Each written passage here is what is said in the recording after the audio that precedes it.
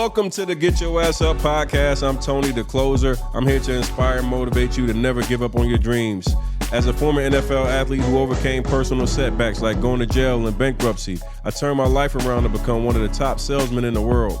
In this podcast, we'll feature celebrity guests, successful entrepreneurs, and my incredible network to give you real-world advice on how to achieve success in all aspects of life. Whether you're looking to build a successful business, achieve financial freedom, or simply need some motivation to keep pushing forward, we've got you covered. Man, we've had amazing celebrity guests on here like Dame Dash, T.I., my boy Joe Haden and Edgerrin James, Andre Berto, and more, sharing their stories and insights on how to reach their full potential. Listen, so are you ready to get your ass up and achieve your dreams? Hit that subscribe button right now so you never miss an episode of the Get Your Ass Up podcast with me, your boy Tony, the closer. Let's dive in. Let's change your life together. Let's go! 8 weeks from now, you get a call, and they're like, hey, man, we need your services. You strapping them back up? No, sir. We've seen the last of 2-3, Joe Haden. And I'm so happy about it, though. Like, the NFL did everything for me. It put me to the position I'm right now, like being able to step away from the game. Yeah. I look at like Calvin Johnson. I look at Barry Sanders. I look at the dudes like where they had plenty more years left. Right. I think I might have had maybe 1, maybe 2. Like, I can't just go and play ball when I can be doing so much other things, like to help my family, help myself, get my mental right, and just feel way more appreciated. What's up? Welcome to another edition of the Get Your Ass Up show. Hey, we're going to call this the Hanging the Cleats edition. Hey, man, I'm sitting here with a legendary player, man. I got mad respect for. Been following your career for your whole career. Yeah. Checking you out since you've been in Florida. Watch you as a pro, man. You've just been a phenomenal player, man. Fun to watch, man. I actually met you through some of my boys back in the day. We were kind of like we met each other, but we didn't really like know each other. No, for sure. But we partied with you a couple of times in Vegas, man. Shout out to having Joe Haden on the show, man. Appreciate you coming, dog. Man, thank you for having me, bro. Respect. Sure. A couple of things, man. First and foremost, man, I was just sitting here talking to you, and I didn't realize you were the number 2 highest paid player at the cornerback position, right? Yeah. How much money you say you made? It was around $121 million. We started off with the big bag edition with Joe Haden, man. Joe was like, yeah, man, there was only one other player, Darrell Revis, who made more money in the position. And that's a hell of an accomplishment. Thank you you, actually man. came in the 2010 NFL draft. Yep. So, 7th overall pick. Yes, sir. So highly picked, really, that's super dope, man. I always be like, a little jealous of y'all guys, man. Because definitely back then, y'all was getting really paid. That's before the new CBA kicked in place. So you guys were able to really get paid. For me, I came in as an undrafted free agent, so 120 was never in my 121 million was never in my football career path. But man, I just want to tell you, I appreciate you sitting down. Interesting, man. I had Joe reach out to me a few weeks ago, and obviously, like, my real estate following has been something that I've been building over the years. And like most guys, I've had a lot of guys after they made some money reach out and say, hey, look, I'm looking to really kind of learn and get into the real estate business and learn how to make more money and do some things outside of football. And I'm glad you reached out to me because, man, like, this is something I'm extremely passionate about, first and foremost. Real estate is one of the best wealth building assets that you can have. And I've been able to do something that's really phenomenal and help my family. And I know, like, the position that you're in, this is going to be things that we've kind of, even what I showed you already today, will be able to help you kind of do anything and everything, whether football is still part of your career or not. And this is one of the things that helps a lot of people build wealth. And over the last couple of years, I've taken the knowledge of real estate and I've shared it with so many people. And it's been something that has really been life-changing, not only for me, but like for the people I've been able to educate. But man, I'm sitting here with a guy that's done so much. Yes. And I walked in today and you were like, well, I called you last night. You were like, yeah, man, it might be a wrap. It might be a wrap. So first and foremost, I'm gonna let you come out here and if this is something that you sure about, are you sure? I seen Jordan cleats all over this joint. Yeah. I seen some Nikes, some flower ones, and you always been a fly Jordan wearing dude on the field. Yeah. Are you saying that you hanging up the J's, bro? I'm hanging up the J's, bro. It's been a great 12 years. You know what I'm saying? Like, I got drafted 2010, like you said, to the Browns. Young, not married, no kids. I went to the Steelers after 7 years, married with a child, and now I'm feeling like I can retire with 2 kids. You know what I'm saying? Married for 9 years. Living in LA, got my house established, got cars, got my watches, got just I feel at peace. You know what I'm saying? I got my mom and dad are good. When I first got in the league, little brothers, everything had a lot. You know what I'm saying? Just really was more like not really too worried about the off the field, not too worried about when the time is up. But I always told them dudes, I'm like, you know your time is up when you know your time is up. Mm-hmm. And it got to the point where I was a free agent for a little bit longer than I expected this year. So teams were talking about offering me, $2 million, $1.5 million league minimum. You can come in here, Joe, sign for this. And my son just started kindergarten this year for the first year. My other son, my 3-year-old, is in preschool. So I'm literally out here living in LA, dropping my kids off at school, in my whips, you know what I'm saying, doing my thing, having a great time with my wife.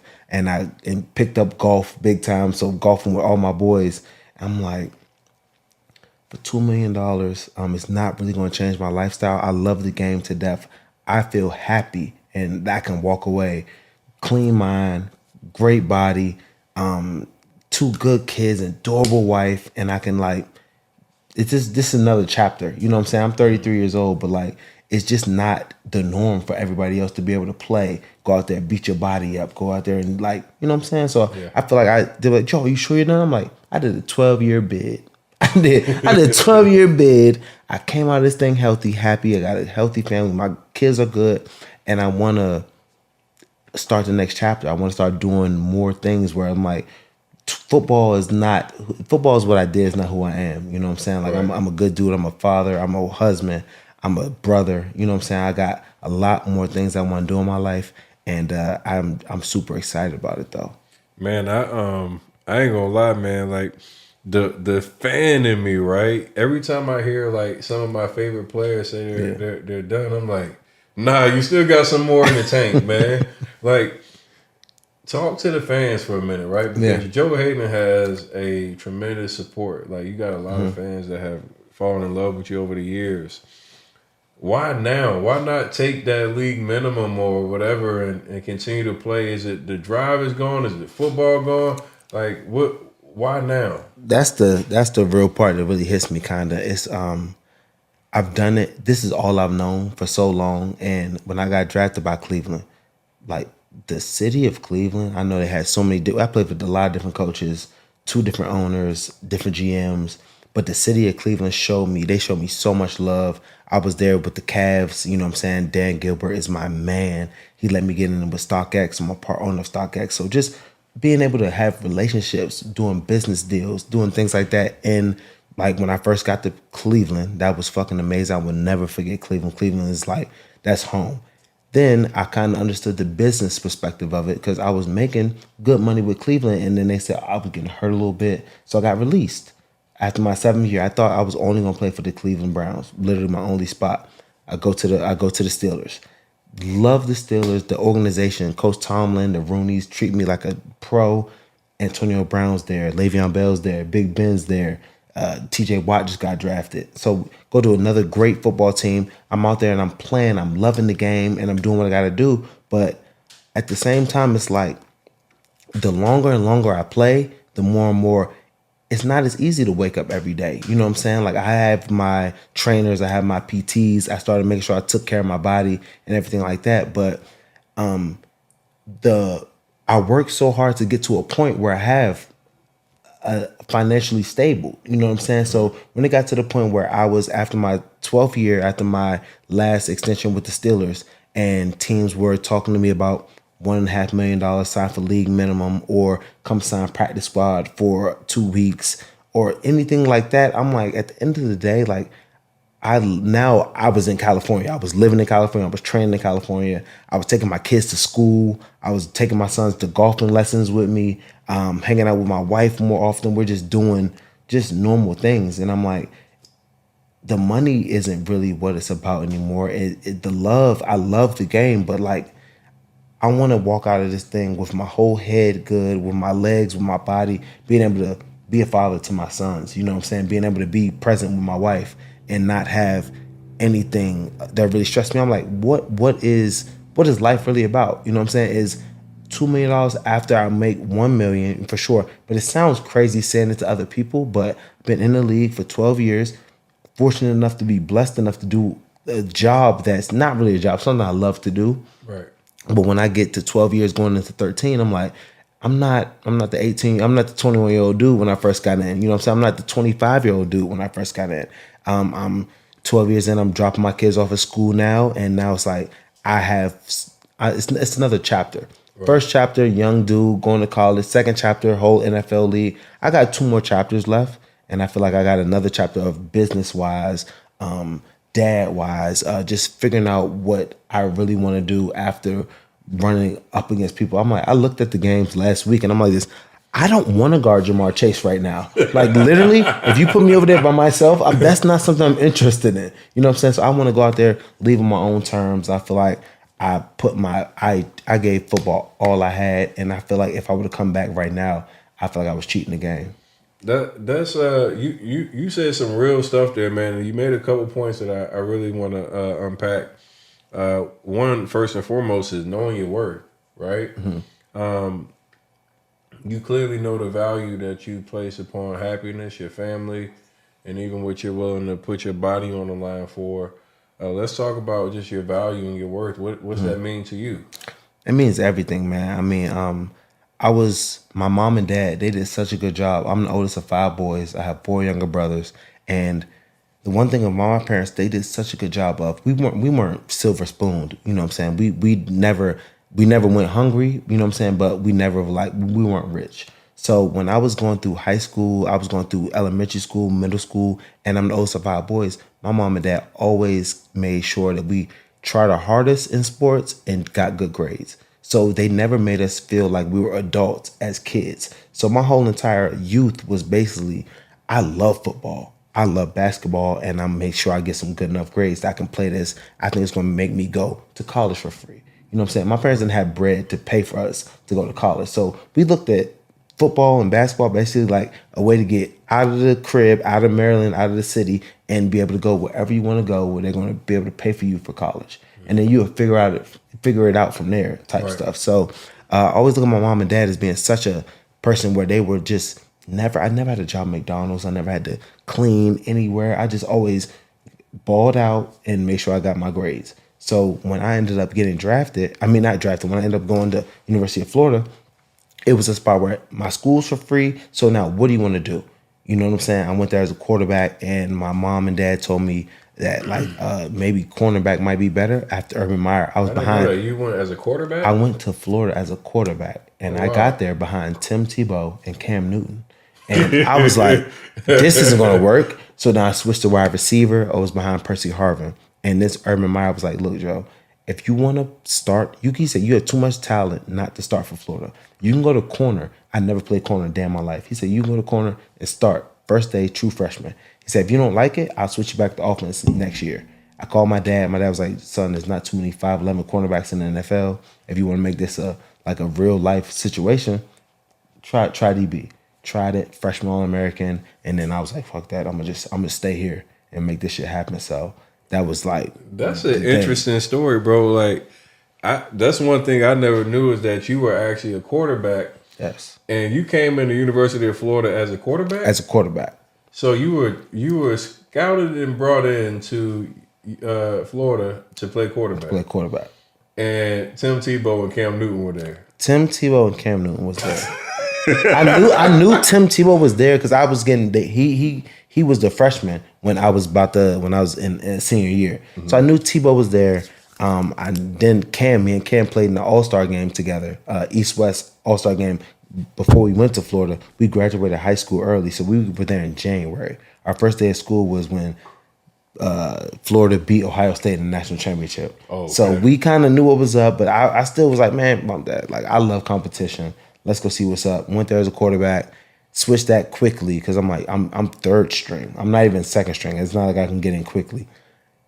Went to receiver, went behind Percy, and then switched over to DB, and it worked out perfectly.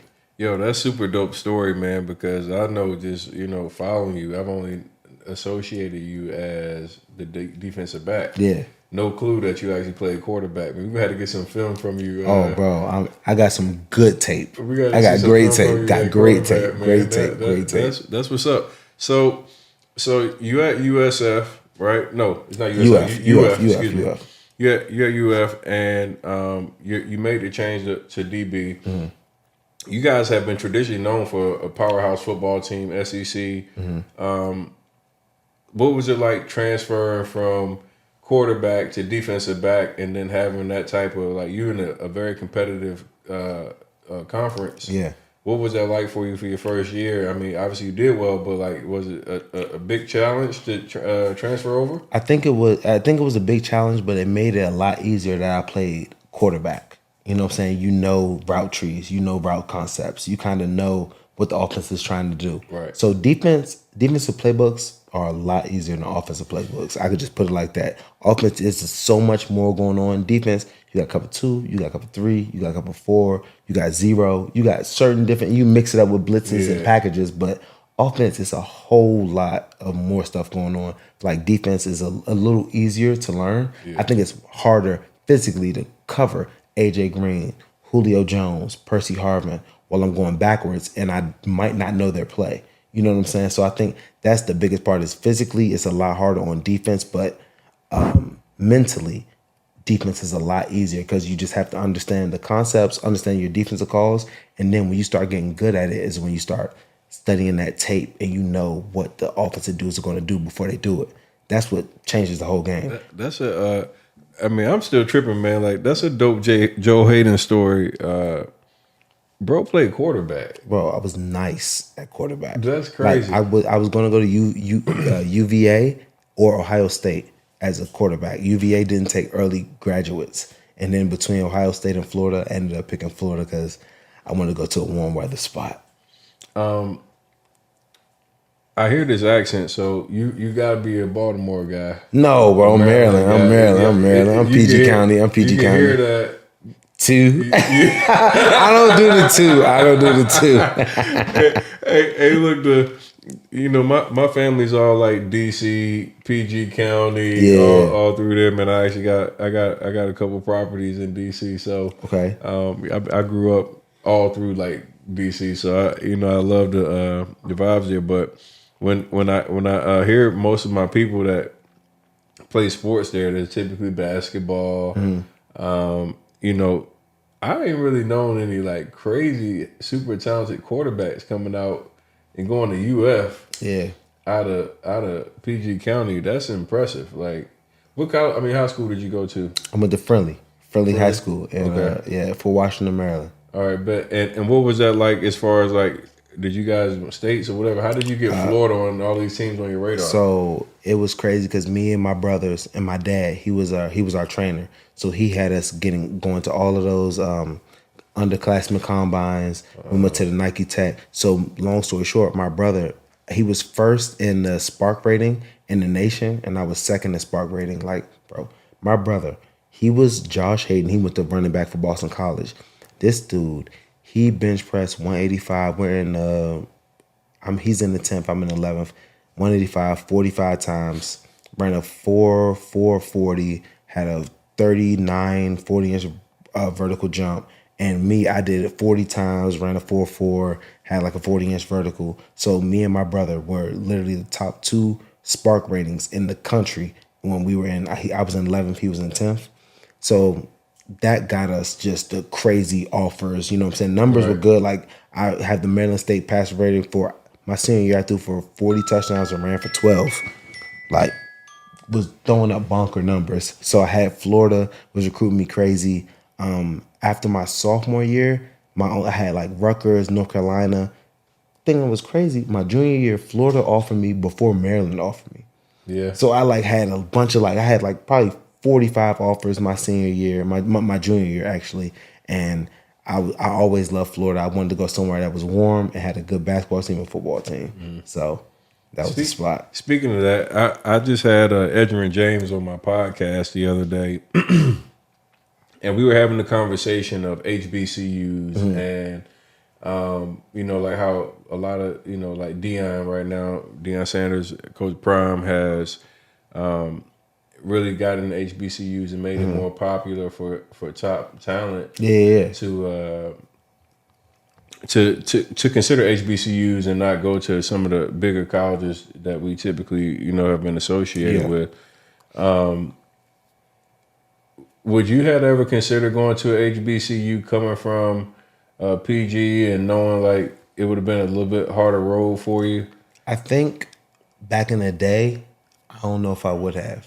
I think now with NIL and understanding that they're going to find the ballers. You know what I'm saying? I think I had a big thing of coming out of college of you got to go to a big school because that's where they're going to make sure that if you're good enough, they're going to get you and you're going to go to the league. Right. But the thing is, if you're nice enough, they're going to find you wherever you're at. You know what I'm saying? Like, so I would say nowadays, if I was coming out now, I think it would be way easier to look at an HBCU, just knowing that they're going to find the ballers. Right. That's the one thing that I got to go to a big school where they can see me play, they can see me ball.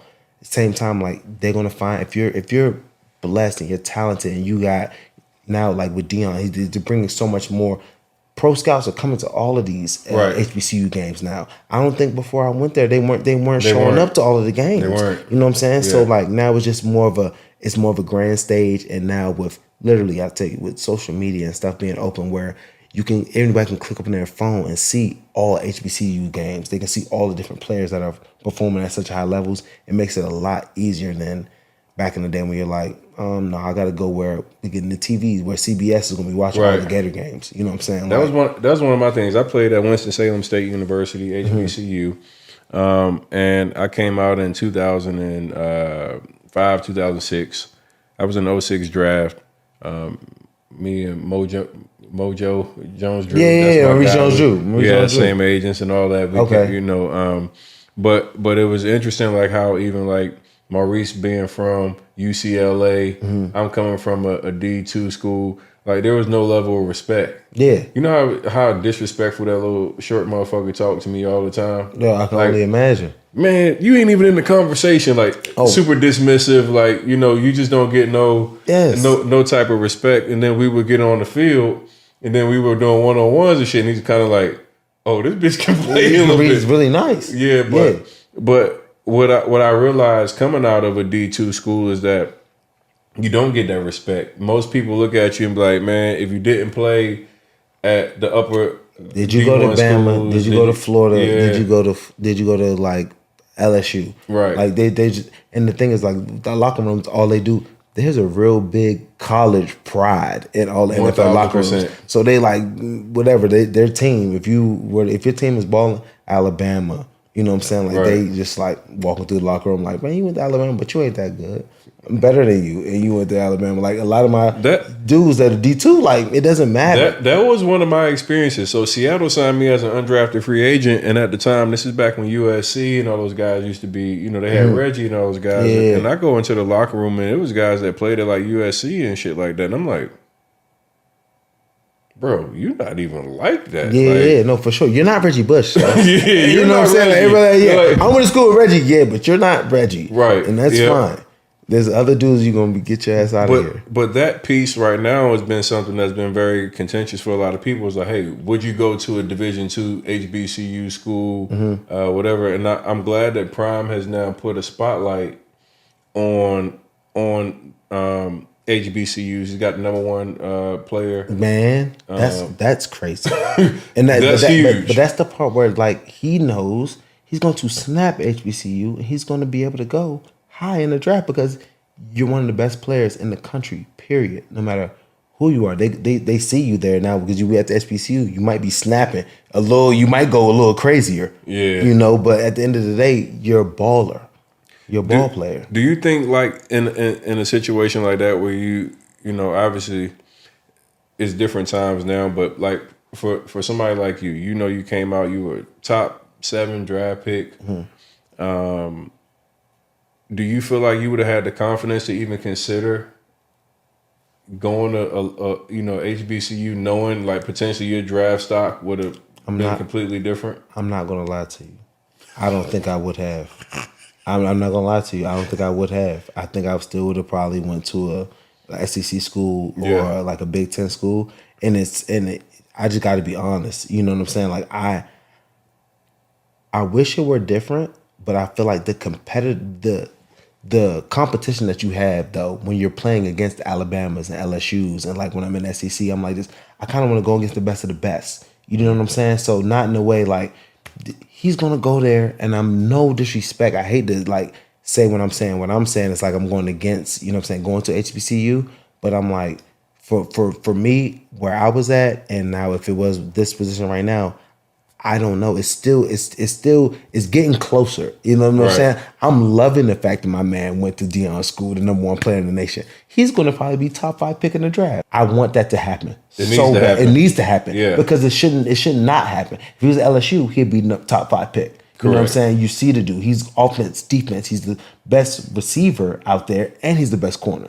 Like he can do crazy things. So I think he's going to be able to kind of switch the mold, but I can't. I just want to see more NIL money coming towards these dudes, more like all of that stuff. And I'm loving the fact. I think it's Deion too. If Deion Sanders was a coach back in the day, I would have went to Jackson State. You know what I'm saying? Yeah. Like for sure, because they're getting it's the right people. It's the right people. It's the right people. You gotta have the right people, and you just want to make sure that you're not. You don't know what you don't know. You know what I'm saying? So now it's getting to the point where it's kind of we're seeing things, and I think my man from Jackson State, the number one high school player, I think he's switching the mode up in an amazing way. That would have made it easier for me to feel like I'm gonna be the opposite side of him. Me and him, Jackson State, he go 5, I go 7. That's the piece that I really enjoy, is that like at least there is like progression happening in HBCU.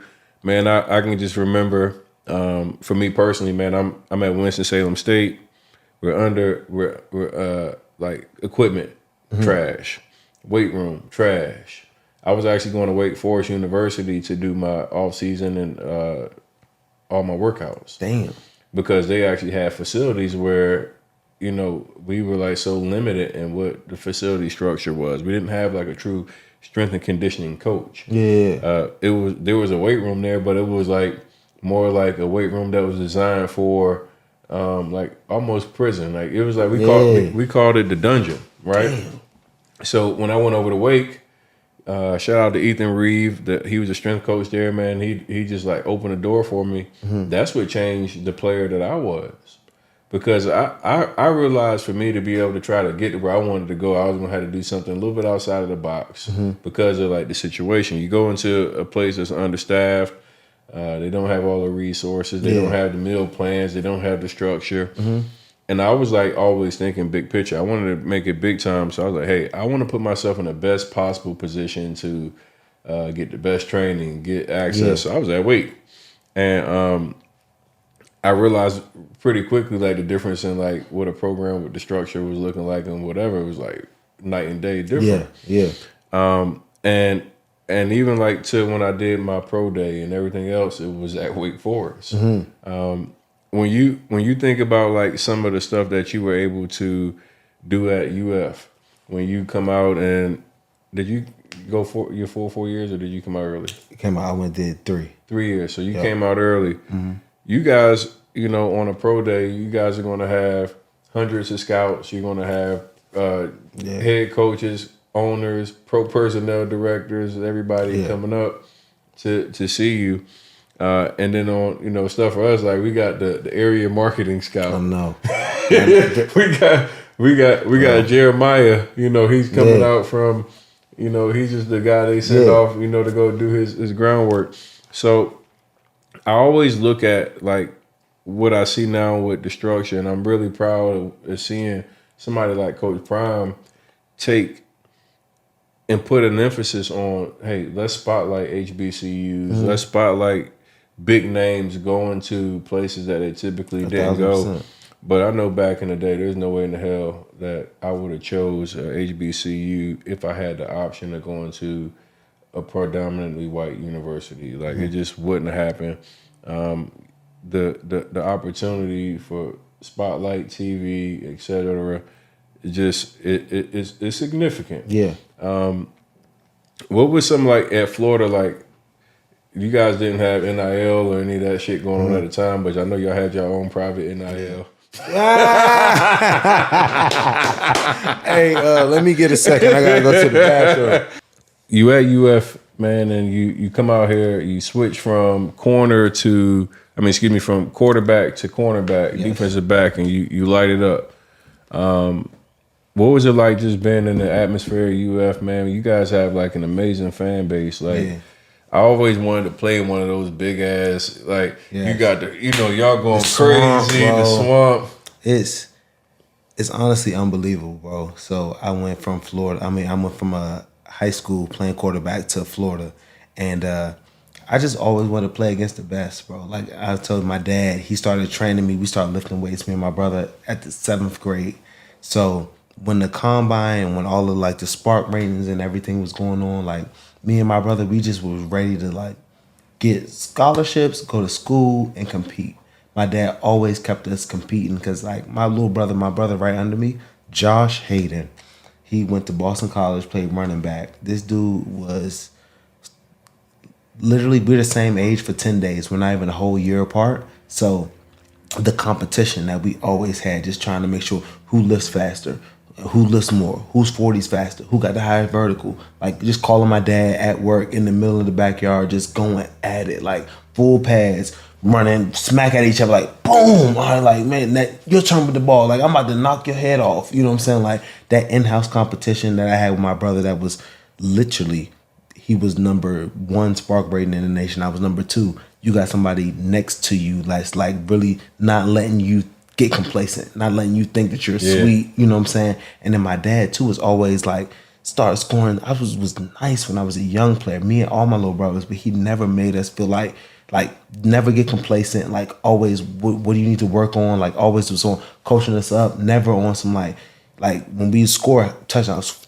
First game of my career ever, 7 years old, first play of the game, 99-yard touchdown, and just act like it never happened. Like act like you're used to it. Like don't ever rub stuff in people's faces, you know what I'm saying? Like being better than other dudes, because it was like, it's nothing I did. It's nothing my dad did. It's kind of like God gave me this ability to be nice. God did. God gave me this ability to be crazy at football, you know what I'm saying? So I just was always super humble and happy about like, I knew I was good at something, but I never wanted to like knock nobody. But anything I needed to do better, I always tell my dad, like, I scored 4 touchdowns a game. He was like, son, you would come up to me like this. Dad was like, what can I do better? You know what I'm saying? Just like I was never like, yeah, I got this. When I went to Florida, I was always like, I gotta grind. Like these niggas are so nice. Everybody around me so nice, so competitive. They want to be the best. They want to be like the way I want to be. So if I can do my thing versus these dudes, then you know what I'm saying, I could make it. You know what I'm saying? So just that always like hunger, never want nothing bad for nobody. What's meant for me is meant for me. So I will always want to see my dudes do good. You know what I'm saying? Like always had that just genuine happiness for somebody else. Like, nah, man, I hope you, man, drop that. I'm like, no. Catch that, bomb somebody up, like go crazy. You know what I'm saying? Because if you snapping, that has nothing to do with me. If I'm not snapping, that's because I'm fucking up, I'm messing up, I'm not on my P's and Q's. If you snapping, that's because you working. Like God got a plan for you. You know what I'm saying? Like it may not be here for me right now. You know what I'm saying? So that's where it's just like that humbleness, and then that competitiveness, and then that everything that's meant for you is meant for you, and just like that grind. You know what I'm saying? Speaking of your time at University of Florida, I like asking people, definitely that were in environments like that, who in your era were like the best players that you remember like playing with at UF? Bro, I will tell you this: stamp with my life on the line. But one of the best players I've ever played with in my entire life is Percy Harvin. Guarding Percy Harvin, when I first got there, they switched me over to DB. So Coach Meyer was like, "This look, you cover Percy Harvin every day." He was wearing my ass out. You know what I'm saying? Like, he really was wearing me out, but it was really like Coach would tell me, technique, Joe, da-da-da-da. Don't look back at the ball. They're not throwing it to you.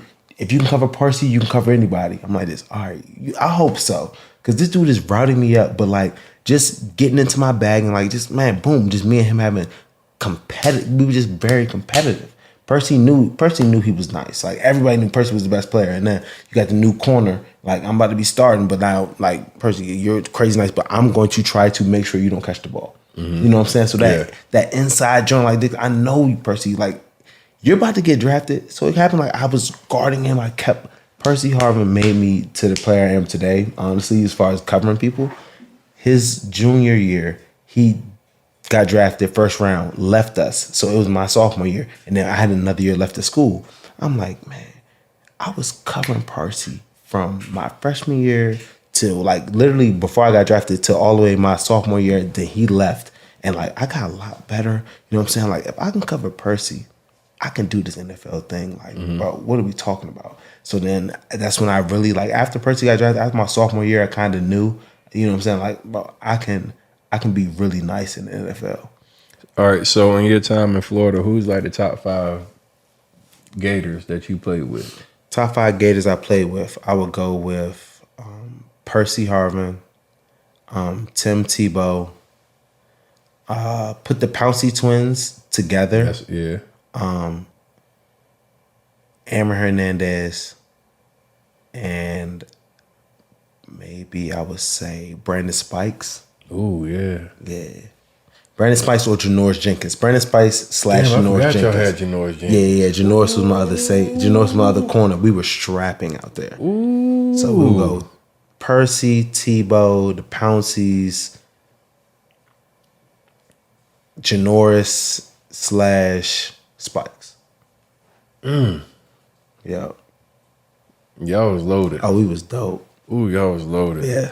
The Pouncey twins are absolute, you know, they legends in Florida, man. They I mean, even in their careers in the NFL, done a phenomenal job. Janoris Jenkins, damn dog.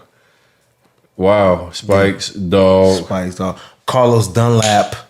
Ooh. Oh my God. Man, I forgot about Los. Disrespect Los. Los is still in that thing too. Los only year 13 right now. We got drafted the same year. When he was in Cincy. He was in Cincy. Yeah. So I played against him 7-8 years. Yeah. But Los, great dude, great player, great man. So yeah, we had a nice crew.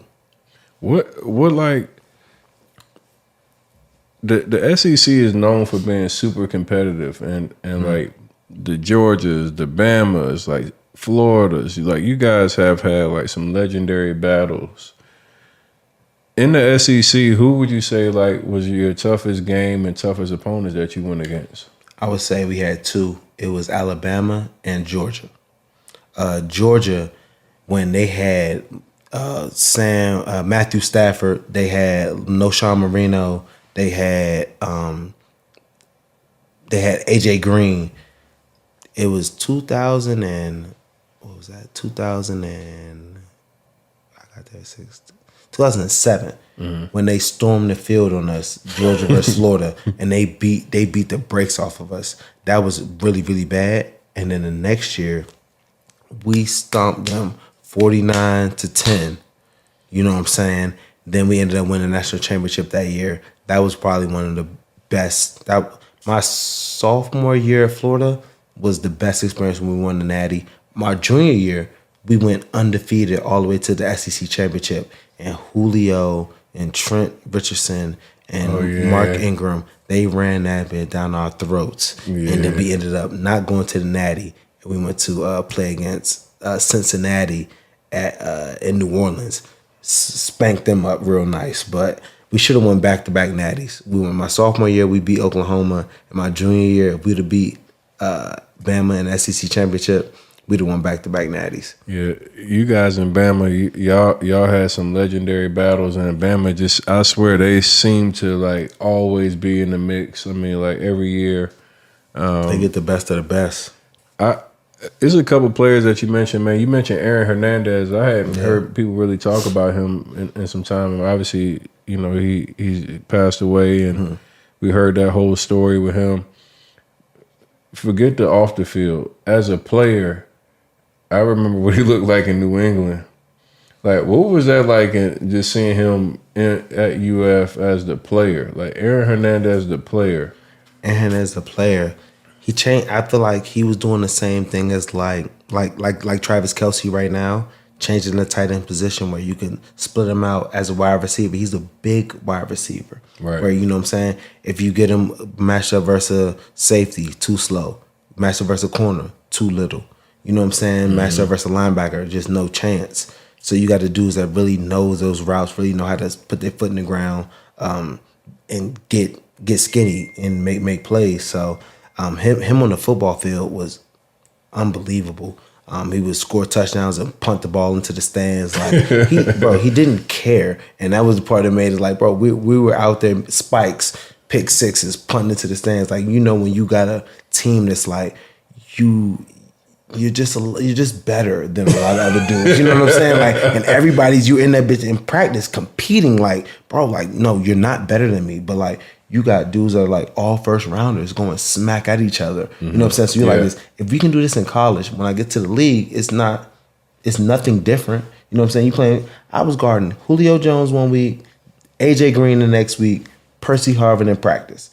So I'm like, if I can do this.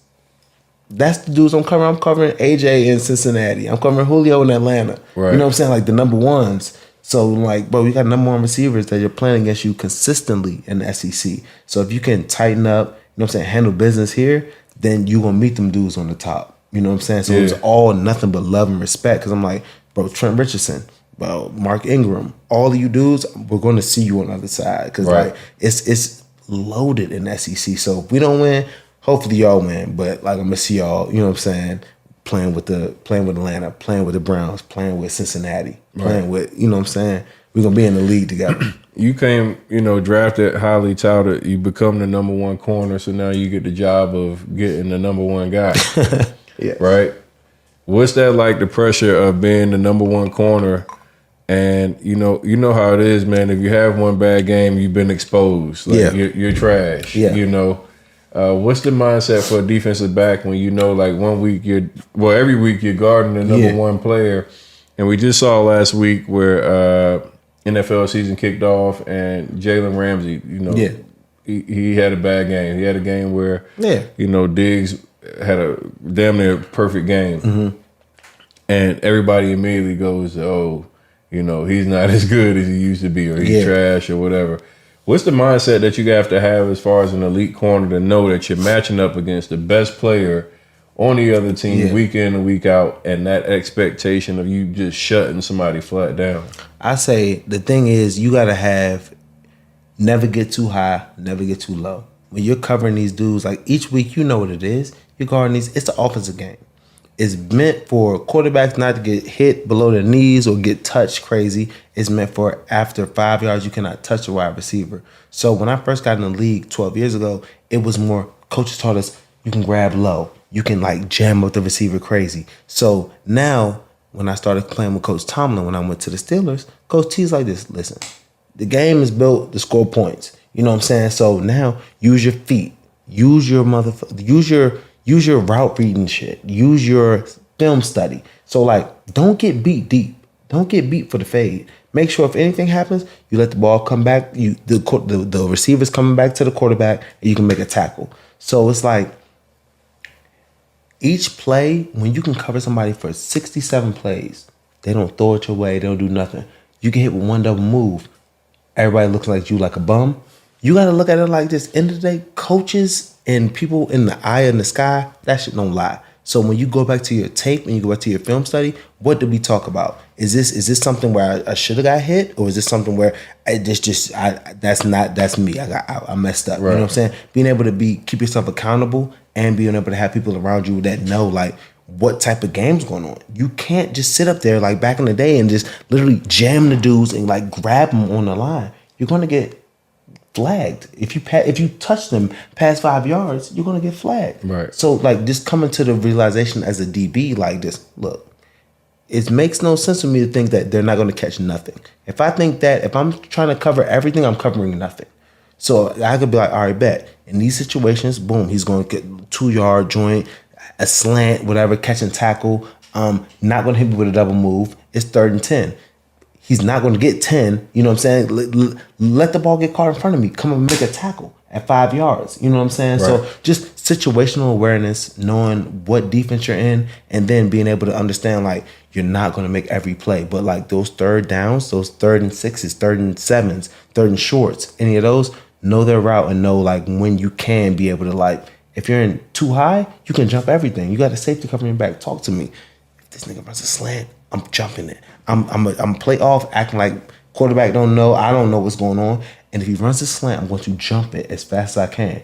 Letting the safety know if he runs a slug or double move on me, you got my back. You know what I'm saying? So just being able to know like when you can take chances, when you can't, and then don't get beat deep. That's the main thing I always tell DBs. If you single high, don't get beat deep. He runs a 10-yard comeback, you catch him and tackle him, that's another down. You live to fight another day. You know what I'm saying? So as a corner, you gotta not be like, if I get hit for a touchdown, all right, bet, whoop, that happened, everybody saw it. But like, I'm not gonna let that turn to another touchdown. I'm not gonna let that turn to another 12, 20-yard completion. You know what I'm saying? Like, wipe that shit out, because once you get a pick and you sick some shit, then everybody's looking at you, oh man, boom, boom, boom. You saved the game. You saved the game. I'm like, all right, bet. So what has it been like for you when you've given up like that big play and it might have been in a big moment? Because I mean, obviously, like the pressure's on you. You're the number one corner. Yeah.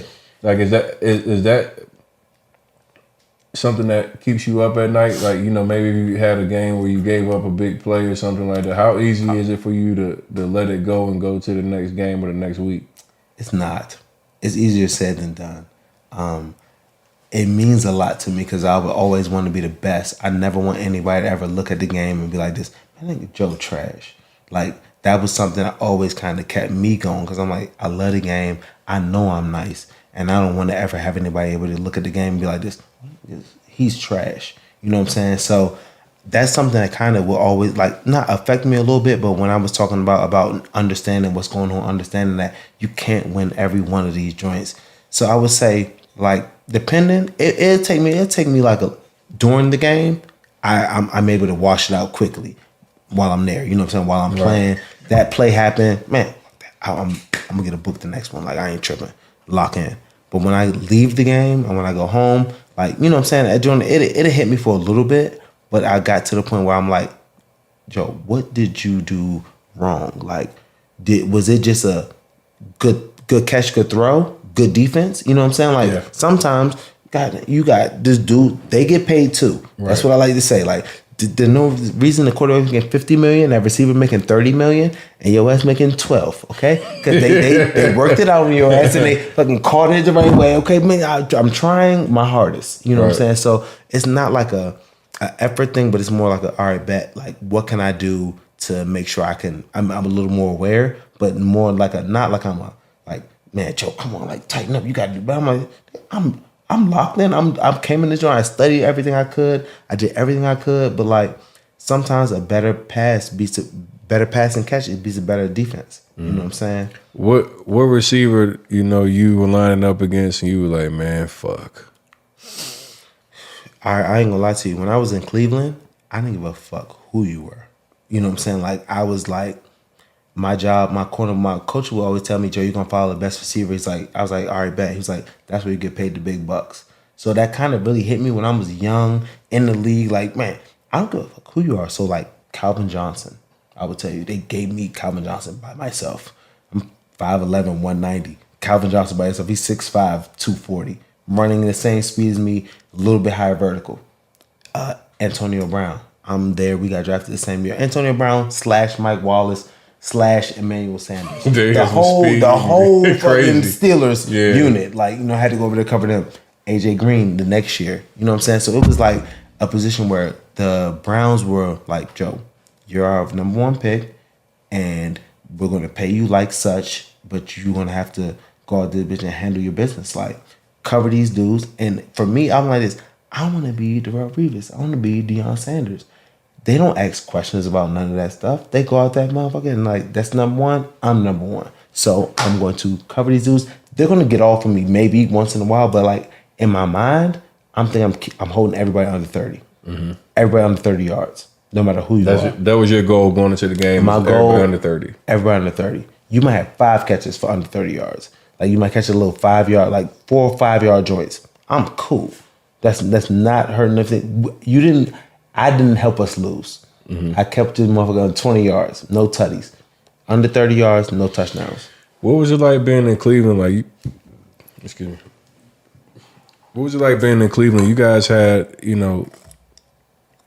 a lot of talent, but for years you guys were going through coaches and a lot of losing. How was it like to keep your morale up, knowing that you could play your ass off, but like you guys were, just consistently on like these losing records and losing teams? It wasn't that bad from the point of when coaches came in, we never thought we were going to lose. That was the one thing. Like every time I was in Cleveland with my boys, with my teammates, with like Joe Thomas, with fucking whoever was there, we were like, oh no, we better make this joint shape. Like quarterback straight, you know what I'm saying? Like put up a couple points, and our defense was always solid. Mm-hmm. You know what I'm saying? So we never. Everybody asked me like, yo, how did it feel going to games with the Browns? I'm like, we never thought we were gonna lose. You know what I'm saying? Like we went into the games like this. No, we can win this joint. But it got to the point where like when this situation would get sticky, we would end up somehow finding a way to lose, or maybe give up a point when we shouldn't have, miss something. Some weird stuff would happen, and then we would lose, and that would just be like this. Bang! All right, we're gonna get the next one. But literally playing with Cleveland, and we went 1-15, 5-11. We would go into all of those games thinking like, nah, for sure, we got a good plan, and we really think we're gonna win. Because then we had new coaches coming in too. They're coming in with new energy, new vibes. So I'm like, all right, bet. I'm right here with you because like, well, I'm not trying to lose, and I know we have talent here. I don't know if it's the best talent, but like we got a squad. Yeah. So I think we can win too. You guys had, 1-15 seasons, and some of these years where obviously like getting early round draft picks and then coming in with new coaches. I know you had like a lot of energy, feeling like you were going to have to right the ship. So year after year, you're always feeling like you're getting better. Was there ever a point where you just like, damn, this shit just like we can't get over the hump or whatever? Was there ever that point where you just kind of like, man, fuck, man, we just can't get right? I felt like when it got more towards like my end of my career in Cleveland, it sounds crazy, but like we just felt like we should have tried it. We felt like the players felt like we could have done more as ownership to try to like get us in a position to win immediately. You know what I'm saying? I felt like they kind of felt like when it was dudes like me, 7 years in, Joe Thomas, 11 years in, we have a couple of dudes that are just like more years in the league, but like I think they're doing more of a long-term plan instead of a right now winning situation.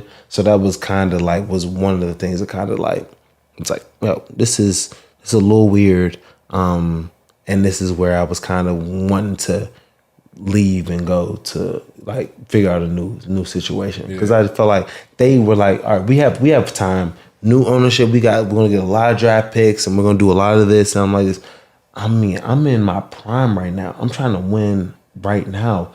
My dude Joe T, he's about to go Hall of Fame. He could leave any year and be Hall of Fame first ballot right now. We're trying to get a squad that's like ready to go, but like, do you guys not see the same picture as us? So I think towards my end of my career in Cleveland, like towards my 7th, like right when they let me go, they drafted Miles. They got what's my boy name? Baker Mayfield. Both of them.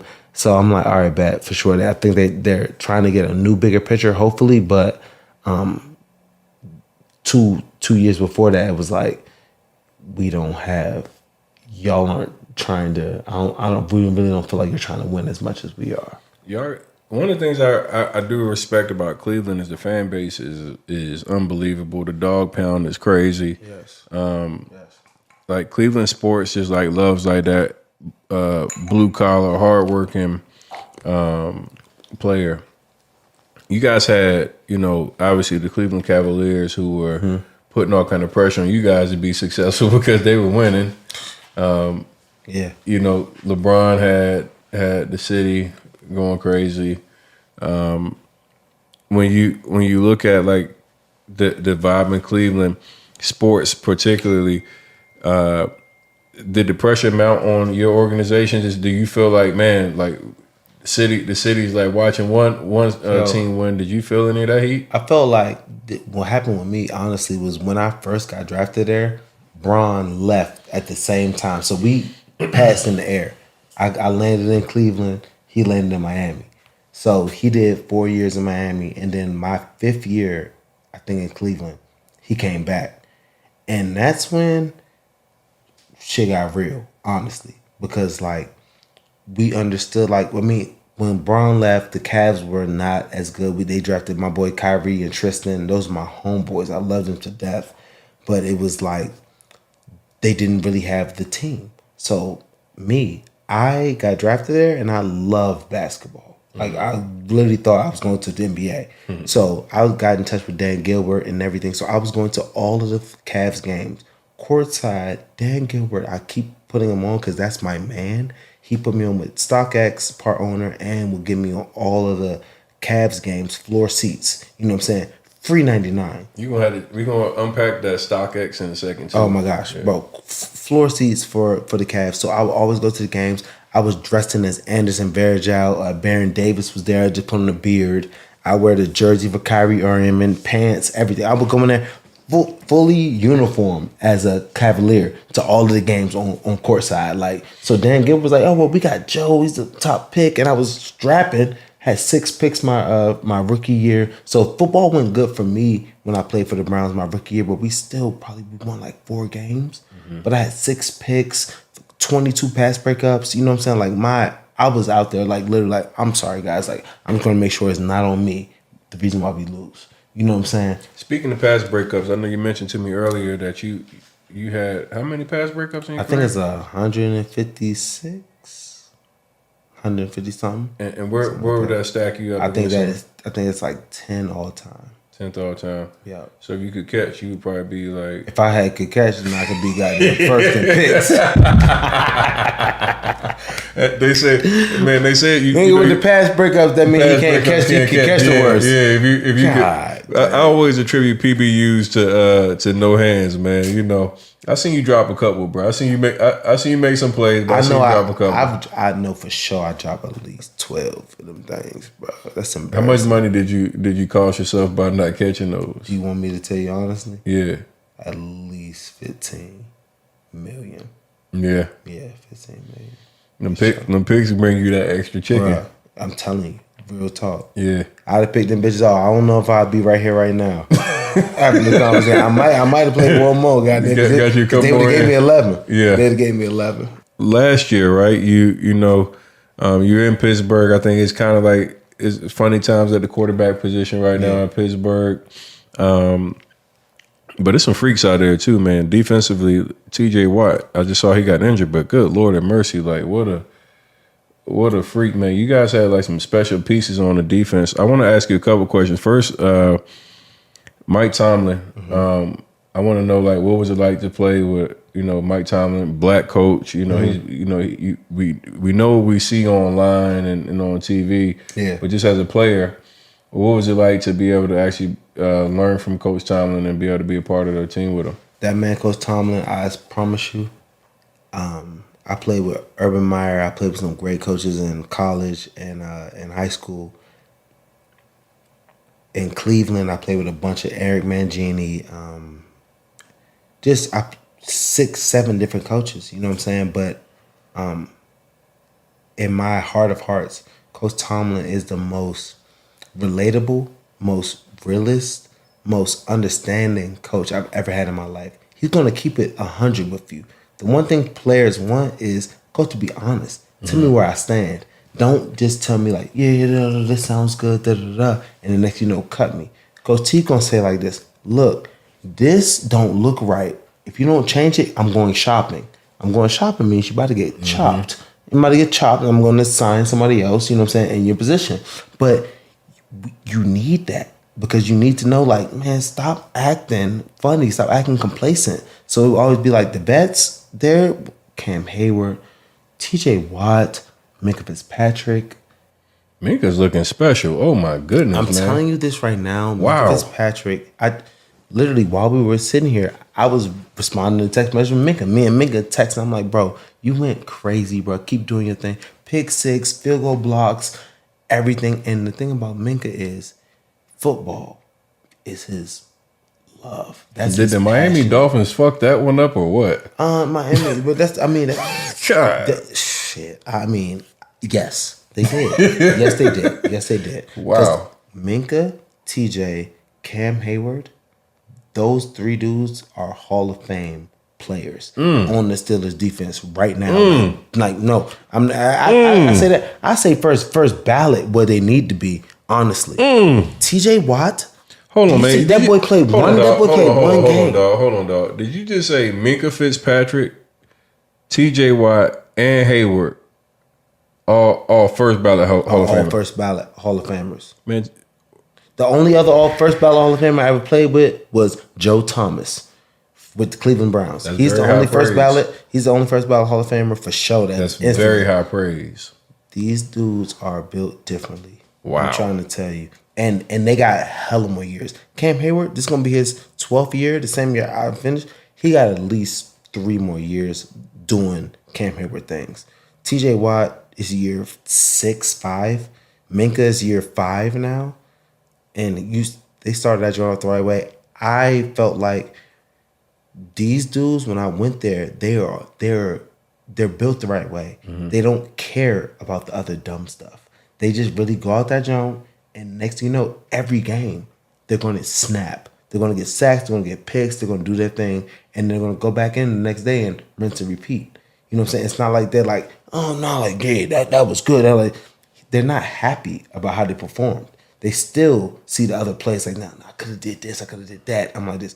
That's going to make you great because you don't care about the statistics and anything. It's going to be what it is when you retire. Like that's why I'm like now for me I'm like, damn Joe, you actually really had a bunch of like shit. You had some picks, da. But like when I was in it, all I saw was me doing more, like making more plays, making more shit happen. You know what I'm saying? I see TJ, I see Minka, I see Cam Hayward. Those dudes want to make more stuff happen. They want to make more plays. They want to be the best ever at their position. So my boy, Cam Hayward, 100 sacks. That's what he's going for immediately close. Same thing, TJ Watt, close to 100 sacks. But like TJ and Cam is crazy because TJ's been in the league 6 years. Cam's been there for like 10, going on 11. And they're both searching for the same amount of sacks. And I know Cam is going to be first. He should be first or second. He should go Hall. But TJ, being 5 years in, half the years with damn near the same amount of sacks, it sucked because his stuff got hurt this year. But like him and Minka are the two goats. Wow. Goats. Yeah, I hate when you see guys go down, man. That's like one of the shittiest parts of football when you see like the really, really good, talented players, lose a year or so. Definitely like week 1 and like shit like that is even worse. Like you just like, damn. Yeah, it's like, damn, you did all this training prep all off season to have the first game take you out. When you look at a guy like TJ Watt, obviously his brother, phenomenal career as well. And injuries kind of started jumping on him as well. Yeah. Do you feel like injuries will play a part in like taking away from how great he could be? I feel like the younger you are, the more chance you have to get back. So it won't be that much of a decision. I'm so glad that he was finally able to win the Defensive Player of the Year. He broke the sack record. So now it's saying Bro, this man had a pick yesterday. Bro, he had a pick, 2 sacks, and a pass breakup, like in the first 2 quarters. It was crazy. So I'm looking at him like, oh my God, TJ's going crazy. But like when he did his little chest thing, did his peck, I'm like, I feel so bad for him. But when TJ plays, TJ balls. So he got his new deal. He's gonna be able to be more than blessed for the next 3 years. He has 3 more. That's what I love too. NFL, it is what it is. He got 3 more years now to be able to do whatever. This year, he may not be able to snap for his thing, but he's making $30 million a year for the next 3 years. So this year, if it's not with it, Steelers, sorry, TJ couldn't do his thing this year, but like football is what it is. So that's a guarantee. His next 2 years, he has $30 million a year where he can go out there and still show them off that he's still TJ Watt. So like I'm sad for sure, but at the same time I'm happy for him because I'm like, bro, get yourself right. It's football. Like if you don't get hurt, you're going to continue to ball. Obviously, you're TJ. Right. You had fucking 3 of the craziest plays of the season in the first quarter. And then next, you got hurt. So now, when you're on the field, you do you. When you're not, you know what I'm saying? It's crazy. You see a highlight like that of a defensive end jumping up and picking the ball like that. Just absolutely freakish, man. Crazy. When you go back and you think about your career, give me your favorite game that you had that's the most memorable. I got a ton of balls behind us, man. We got. I would say, bro, I got two plays, maybe. I would say my pick, it was probably in 2015, 14 versus the Atlanta Falcons in Atlanta. Matt Ryan throwing it to Julio Jones. I think I might have jumped 57 inches in the air, minimum. Grabbed the pick in front of Julio, tucked it crazy 2 feet in. It was just one of them plays like, that was a year I went all pro. You know what I'm saying? I had 4 picks, and I was just like in my zone. That was one of the years like, yo, Joe, who you want to cover? Give me Julio. Don't worry about it. You know what I'm saying? Like, cockiness, but at the same time, no, if I get hit, I'm not going to strap Julio for every snap. But to the comfortness of like, I want Julio every play. Mm-hmm. Like, y'all roll over there to Roddy, y'all roll over there to everybody else. If we get beat by Julio, that's because, nigga, your best corner, me, I want to be the top paid corner in the league. Like, he gave me numbers. You know what I'm saying? So, like, the comfort of being able to know, like, when you feel in your bag, you feel in your bag. Mm-hmm. So that's why I'm like coming out of this now being like, yeah, this year 13. I don't know if I'm in my bag, but I could still go. But I don't wanna like leave with people like, damn, like Joe, like he looked crazy his last year, right? Like that boy, he looked a little slow, didn't he? Like, I don't want none of that smoke. I want like go out, I'm going on my show on top. Yeah. And it was if the teams would have came to me with more better things, I think I could have went out there doing hoop for real this year. I ain't gonna lie. I don't think I'm like just saying like, oh yeah, my fucking legs started closing off on me. But like, if I wasn't going out there for no reason, I just didn't want to go out there and just like say I'm playing in the league because it's like who I got shit to prove to. You know what I'm saying? Like I don't have. People's like, man, Joe, like, man, I ain't know you was done. I'm like this. Yeah, because you ain't out there practicing and playing. You know what I'm saying? Like, I'm cool. You know what I'm saying? Like, I'm in my spot, I'm in my vibe. Like, the league kind of showed me, like, if I went from making $9 million minimum to 1.5, that's going to show me, like, that's not the really, like you kicked out, but I'm like, y'all damn, they kicked me out. You know what I'm saying? That's a significant drop in pay from 7. I'll say, bro, $9 million to 1.5. That's like $7.5 million. Yeah, that's significant. Significant. For sure. Because some of the listeners might be like, shit, that's still $1 million or whatever. No, I feel them. But yeah, but like, I mean, shit. I gotta just keep it a bean. Not for me. Yeah, not for me, and not to run against. And my shit, man, I had concussions. I had my fucking ankle scope. I had my back fucking tight. And I don't want to not go out there and be able to cover the number ones. Yeah. I've been covering number ones for 12 years. So when I feel like I'm in this position where now you could tell me like, nah, Joe, you can come in on a nickel package. Man, fuck the nickel package. Nigga, I'm a starting corner. Nigga, I'm the dude that covers the best guy. You know what I'm saying? Like that joint throws me and I'm like, I can leave this show smooth. Don't got nothing to really worry about. So I'm at peace. All right, so give me Joe Haden's top 5 defensive backs in the league right now. Top 5 defensive backs in the league right now. Still Jalen Ramsey. Still he's in my bag. Safeties. Minka Fitzpatrick. Jalen, Minka. Let's say, let me get another corner in there. Jalen, Minka. Derwin James. Okay. Derwin James is fire. Let me get another corner.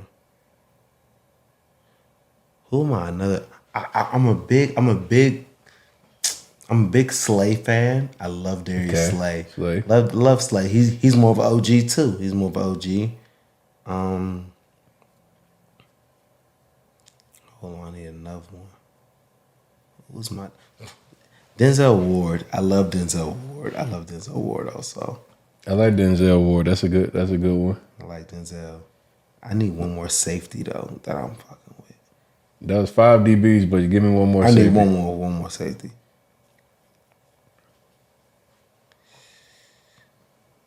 Nobody respects this man. Quandre Diggs. Yes. Quandre Diggs. Nobody respects him. Yes. Nobody respects him. Yeah. All right. I feel like I'm throwing hella DBs now. Trayvon too. Trayvon. I think. Hey, look, you know, I was just Trayvon from the crib. I can't never disrespect Trayvon. I was just about to be like, now, you know, people be giving Trayvon shit when he has those bad games or when he gets beat, but he's been hella productive. He catches better than you apparently. Bro, he does. He does. Look, I got 29 picks. This man got 11 off the Ripski. He's crazy. In one season, right? In one season. But look, we got to keep them names up. We got to watch them numbers. Yeah, that's... Damn, I said last year he just had every good bounce that you could ever imagine coming. He went and got a couple of them things he too. got some too, absolutely. God, he was like in the Johnny on the spot, you know. Yeah. He definitely made some damn plays. He's nice. All right, so who's your top 5 wide receivers right now in the league right now? I'm going Devontae Adams, Tyreek Hill, Jamar Chase, Tyreek Hill, Devontae Adams, Jamar Chase, Jefferson. Mm-hmm. Jefferson, goddamn, and then Cooper. Is Cooper number 5? Yeah. Y'all be putting, man. Cooper Kupp was the motherfucking. Wasn't he the MVP last year, man? Bro, y'all gonna put some respect on Cooper Kupp, man. I cover Cooper Kupp. And that's why I'm not trying to disrespect. Cooper Kupp is fire. Cooper Kupp is fire. Why know nobody like, bro, like all my homies and everything, when I have conversations about the top receivers, if Cooper Kupp was black, he would not be getting the type of, like, bro, he would get more love. If Cooper Kupp was... If he was black... I don't want to say it out loud, bro. Bro, if Cooper Kupp was black... He would not be getting as much love. They'd be like this, bro. They'd be like, Cooper Kupp, you the slowest black dude that's snapping on us like this. He's more... But like Michael Thomas isn't a burner. Oh, no. And that's why Michael Thomas isn't in my highest. Or Keenan Allen. Like, Keenan Allen and Michael Thomas, only reason why I took my dudes that are highest is if you can smoke me, if you can blow by me. Like, literally, speed is the one thing you cannot teach. Right. All his routes and everybody's sauce is kind of like, not the same, but like, everybody got sauce in their routes. The thing that scares you motherfucking DBs, or scares me the most, is if I can line up on you and you can literally, you're faster than me. Like, you're just so much faster than me that your 4.2 is not, my 4.45 is looking nuts. So if I'm sitting there on the line with you, I cannot catch up to you. Soon as I miss you a little bit, you're gone on me. If I miss you a little bit and me and you the same speed, I'm turning back on to that joint. My Cooper Kupp, you're not that much faster than me. So I'm having a tough time of figuring out how you're that much harder for me to cover. So when I covered him, it was more like, no, you're not. I can still be in your pocket. You know what I'm saying? Like, Ross is cool, whatever, but like, your Ross is cool, but you run as fast as Tyreek Hill. Your Ross is cool, but like Devontae Adams. You know what I'm saying? Fucking Amari Cooper is just so much quicker and fast. Nigga, what? Quick and fast are fucking me up every time. So it's hard for me to say like Cooper Kupp is the highest because I'm like this. You don't give me a fear. So is that but scheme? I'm not trying to disrespect him. Yeah. Is that scheme or what? Like, because this dude has been like, I know everybody says Sean McVay is scheming him up, but I mean, like even in the Super Bowl, man, like in clutch moments, you just see like dude is working people. He is. When I say this at the same time, I don't want anybody to make it feel like it's disrespect saying that Cooper Kupp is the 5th best receiver in the NFL. Like, bro. What are we talking about? Yeah. Like, it's niggas out here, for real, that can do different, crazy things. You know what I'm saying? A little bit better than he can, but like, he's putting the numbers up, you know what I'm saying? No disrespect, but like, numbers are numbers, you know what I'm saying? And out there getting it in, like, so somebody could put him at 1, and I'm not disrespecting him putting him at 1. I'm like, bet, for sure. He can fit in the top 5 for sure. But my fluctuating top 5, he's around 4 or 5 for me just because of fear factor. Okay. You know what I'm saying? Like, I played you. You know what I'm saying? Like, I get it. If you are cold as hell, I wish you should be paid $30 million a year. For sure. I'm not knocking your bag. But when I have to like talk about who are the hardest people I had to cover, I think it might have been 5th. Like AB was a little bit harder. Yeah. You know what I'm saying? Devontae Adams was a little bit harder. Speaking of AB, let me cut you off real quick. If AB avoids like some of the distraction stuff, like where do you think he would have ended up as far as career wise? It could have been 1, 2, or 3. It's Jerry Rice. That was the conversation I was wondering. That is what I wanted to know. The best of all time. That's what I wanted to know. The best of all time. Because a lot of people, don't realize, man, for like a 5 or 6 year window. It was a 6 or 7 year span where he was unbelievable. Nobody could touch him. Over 100, over 1,500 yards receiving. Unbelievable. Like you just look at the catches and it's like some of this shit like he was just making up routes. Like he just was like it was the best factor too of him and Ben working together because Ben was the more bigger quarterback, letting AB freestyle and he throwing motherfuckers off and then launching it to him. Yeah. Because I was covering AB and I'm like, some routes, bro, he had a comeback. I strapped the comeback. He pushed me off and turned that bitch into a fade. And next Ben's throwing niggas off and launched that bitch. 70-yard bomb on your ass. Now you looking nuts. I'm like this. Fuck. Like it's quarterback and receiver. You know what I'm saying? Yeah. Like they're all working together. Yeah. And it's no disrespect to neither one of them, but like AB and Ben, they were in their bag at the same time. And that joint was just like meant. What do you think like when you see like a guy like AB, man, who with all that talent and he goes out, with the walk off the field and he at some point he had expressed that he maybe wanted to play again, but you look at, all the shit that talent wise he has, but then like people look at the off the field or the walking off the field type shit. When I hear you talk about this is a potential top 3 all-time player, would you invite him on your team if you were building and you were trying to win? Right now? Yeah. You gotta have I would have to have a meeting with AB just to talk to him. You know what I'm saying? Because like I said, I played with him for a couple of years in Pittsburgh. I played against him hella years when I was in Cleveland. Once he puts his cleats on and once he gets onto the football field, there's nobody else, like him. He has abilities and talents and skills. He practices harder than I've ever seen anybody practice. Like, he'll catch a slant route and take that thing 100 yards, full speed to the end zone, and then jog the ball back. You know what I'm saying? Like, his workout ethic, his practice ethic, everything is unbelievable. I think the things that got kind of messed up with him was kind of the business aspect. that kind of messed him up. Of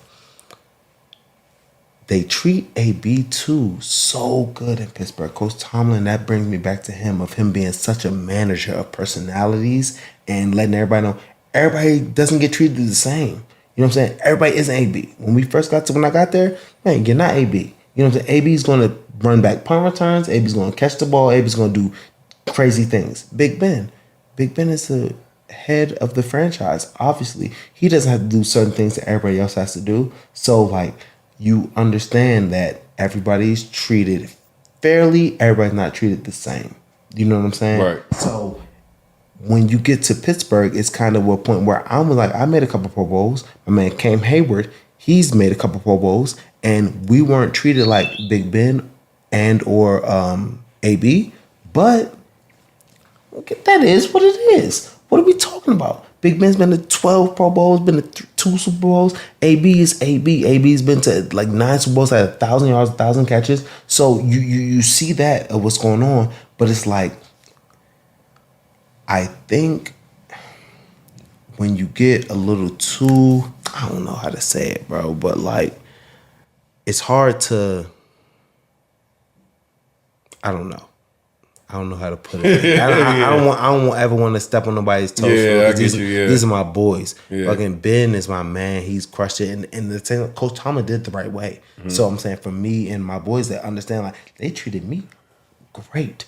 Like, I was treated great, but I wasn't treated like AB or Big Ben. But like, for me being able to be treated like I was, somebody's, oh man, I've been used to the other side. When I was in Cleveland making the money, and they're like this, you got to work harder because you got this shit now. We got to show other people that you're not going to be the one treated differently. And like, that was a whole different situation. When I came to Pittsburgh, like, all right, I see the hiatuses. It's fucking amazing. And now I see where I stand. I appreciate where I stand. Thank you guys for not making me do the wild rookie young stuff, because like, you give me love that I'm a vet. So you got vet love there, but in Cleveland, it wasn't really the vet love. It's like, if you're a vet, you better show the young dudes how to work. If you're in Pittsburgh, it's more the vets have done this shit. So the rookies, y'all better like tighten up, get y'all stuff together. You know what I'm saying? Yeah. So I think that AB and or Ben having that be their only experience of being able to be getting treated the right way, the way you're supposed to be treated, I think that kind of skewered his view of how you're supposed to be treated. Because going to other teams like the Raiders, like Tampa after, and you seeing like he wasn't there too much longer, because like, dude, Pittsburgh was dope. They treated us the way veterans are supposed to be treated. They treated everybody like I like that. Right. I like that. When we was in Cleveland, it was more like, it doesn't matter who you are, how much money you make. Joe Thomas he was the only one that maybe might have had a practice day off. You know what I'm saying? That dude was 11 years straight, all pro, 11 years Pro Bowl. Nobody else. You know what I'm saying? And when you go there, they treated everybody, oh, yeah, baby, you've done this before. You did plenty of training camps. I'm like, okay, hell yeah. Boom, this is smooth. But if you don't know what you don't know. And since I was in Cleveland, I knew that this is like, they're taking care of us. Right. You know what I'm saying? Yeah. When I just sat down with AB the other day, one of the things he mentioned, he was like, people can say whatever they want to about me, but like my work ethic and what I did actually, practice, preparation, etc. He was like, nobody can say that they outwork me. Nobody. Never. He was very adamant about the work he put in. He was like, some people might not like some of the other shit, but he was like, when I come to work, I work. One thing because I played against him for 7 years and I played with him for 3, and when I was at practice with him and Big Ben and be going ones versus ones, that shit made me so much better. I felt like I was back covering Percy. You know what I'm saying? Back in college. I'm like, yeah, I was governing this dude again in the games, and like I was like, nah, whichever I would win a little bit, he would win some, you know what I'm saying? But like when I went there, it's like Ben's throwing the ball first ballot to a first ballot receiver. Like, and I'm trying to be a first ballot corner, but like 2 first ballots versus 1 is gonna beat your ass. You know what I'm saying? In a way where it's gonna make you so much better, but it's like gonna make you respect. Right. You know what I'm saying? What you're seeing at practice. So that just hit me right in the fucking head. Well, let's talk about this piece right here, man. Like, we're living in times now where you're your life is at risk for your financial gains and rewards. When people Yeah. look at you, man, you got the diamond earrings, you got the ice, you Yeah. got the ice in your mouth, huh? You got Yeah, you know, you see, Conley, Dr. Conley. I was actually talking to Connolly earlier today. That's good people. But you know, there's that other side, right? That people aren't as fortunate. You know, we were here talking numbers. You made over $121 million. You walking away from $1 million plus a year. But there's people that just don't see that type of money and the desperation, you know, that comes from people that see you and look at you like a lick or whatever. Have you had any crazy experiences like in your career where you had something unfortunate, whether it was somebody stealing or whatever? Like, I would say it happened early in my career. And I think that kind of woke me up to having, that's why I have a full-time driver. And I normally work with a security whenever I step out. You know what I'm saying? If I do a club or I do anything like that, I got security set up for me like at all the spots. And a full-time driver based on like, if I step out now, it's like, the main thing I realized was dudes, or not dudes, me, when I first got in the league, why the hell do I have a Bentley if I'm not going to be able to drive it out to the club or the restaurant? I'm trying to do it to impress some shorties. So like when they step out, you know what I'm saying, they see me with a Bentley, with a, you know what I'm saying, with a Rolls, with some nice things. So my biggest thing was from that point, I'm like, dudes, listen, one night can literally wreck your whole entire life. How much is it for a driver to pick you up from your spot, take you out to the club, bring you back home? Let's say we're talking $300, $400 a night, $500. That makes zero sense. If you're doing it once a week, you're going out Friday night, Saturday night, Friday or Saturday. You're not really a club goer like that. You're not really trying to do it for a reason, but you need to make sure when you get to a spot, you have somebody that's literally like their only job is to bring you home.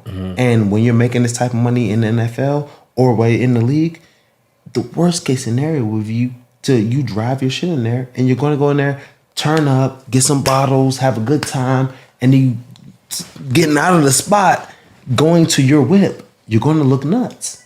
You know what I'm saying? So like, I think the hardest part for people to understand is like, I want to drive my car. Why not Uber? Like, I want to look sweet. And like, I understand what you're saying. Get you a situation where it's set up where you have somebody come sober as hell, like a literal driver, like a Uber driver that can literally come push your whip. I found an app called Driver app, DRYVER, Driver app. They'll come pick you up from wherever you are. Say that app one more time. Driver, DRYVER, Driver app. Driver app. They will come scoop you. You're already at a spot. You tell them where the spot is, where you're at, where you need them to come bring you, where they need to come pick you up from and bring you. $60, $30 for them to come pick you up from your spot, $30 to bring you to where you need to be. $60 for like a driver. So like I'm looking at other different things like you don't need to like be sitting the one being that joint driving your car. Hey yo, y'all jump in the whip. Now everybody looking nuts. No. So the main thing I always saw was like dudes want to look sweet in their cars and they want to like drive around, and that's gonna make you one night easily, quickly. You fucking just get hit. You do something. You're drunk. You drank. You drank. You had a good night. Get home. You know what I'm saying? Like that. That's the one thing that's like it switch up your whole lifestyle because like, well, for what?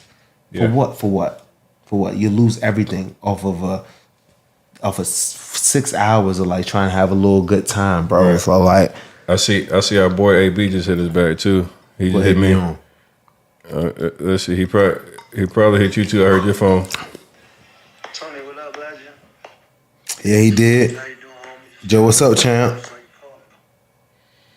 Yeah, man, I'm sitting down here doing an interview with one of your teammates, man, Joe Haden, man. We trying to see where you was at. We out here in LA with it.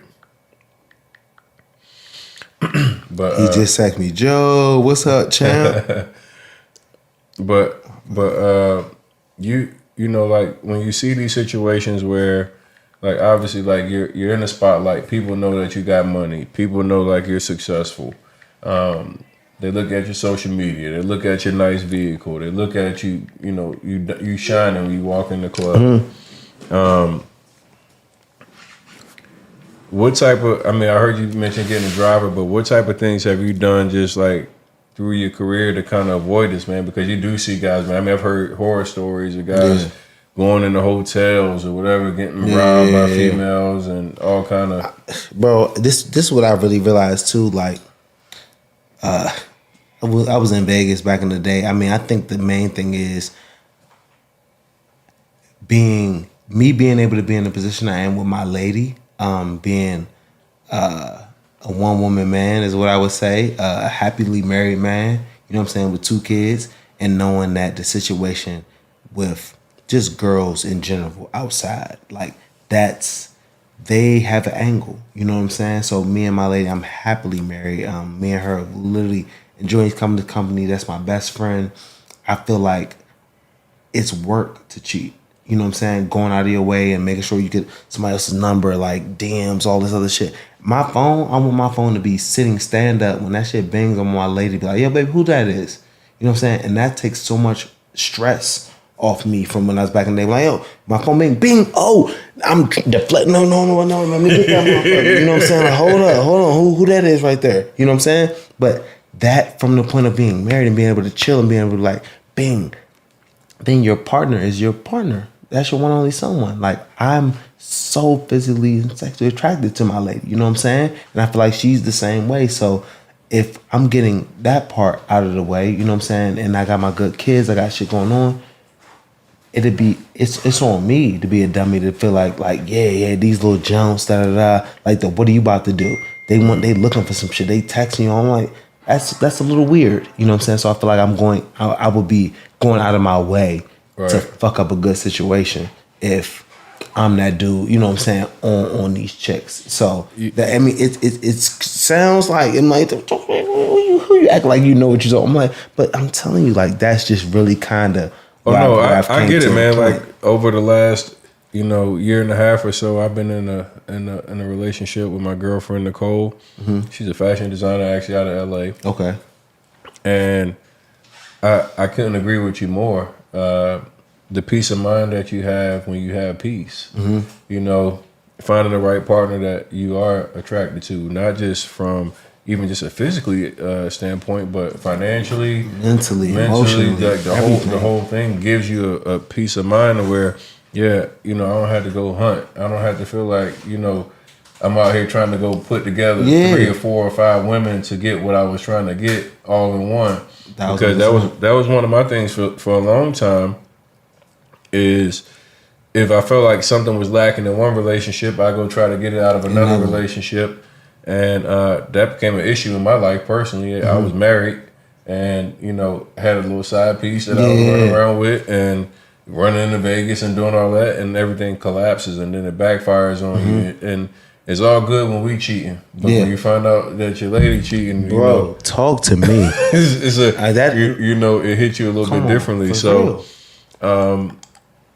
that piece for me is like one of the best feelings, like, man. And now for me, my temptation comes now as I have a woman.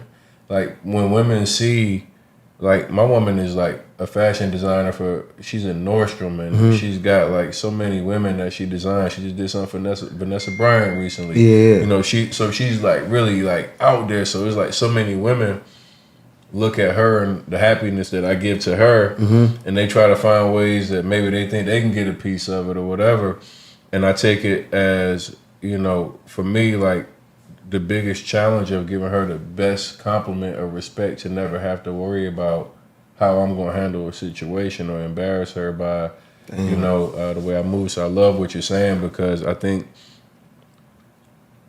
what music has done for a while, where we want to hit everything that we can, and we kind of glamorize the wild nigga city boy life, whatever you want to call it.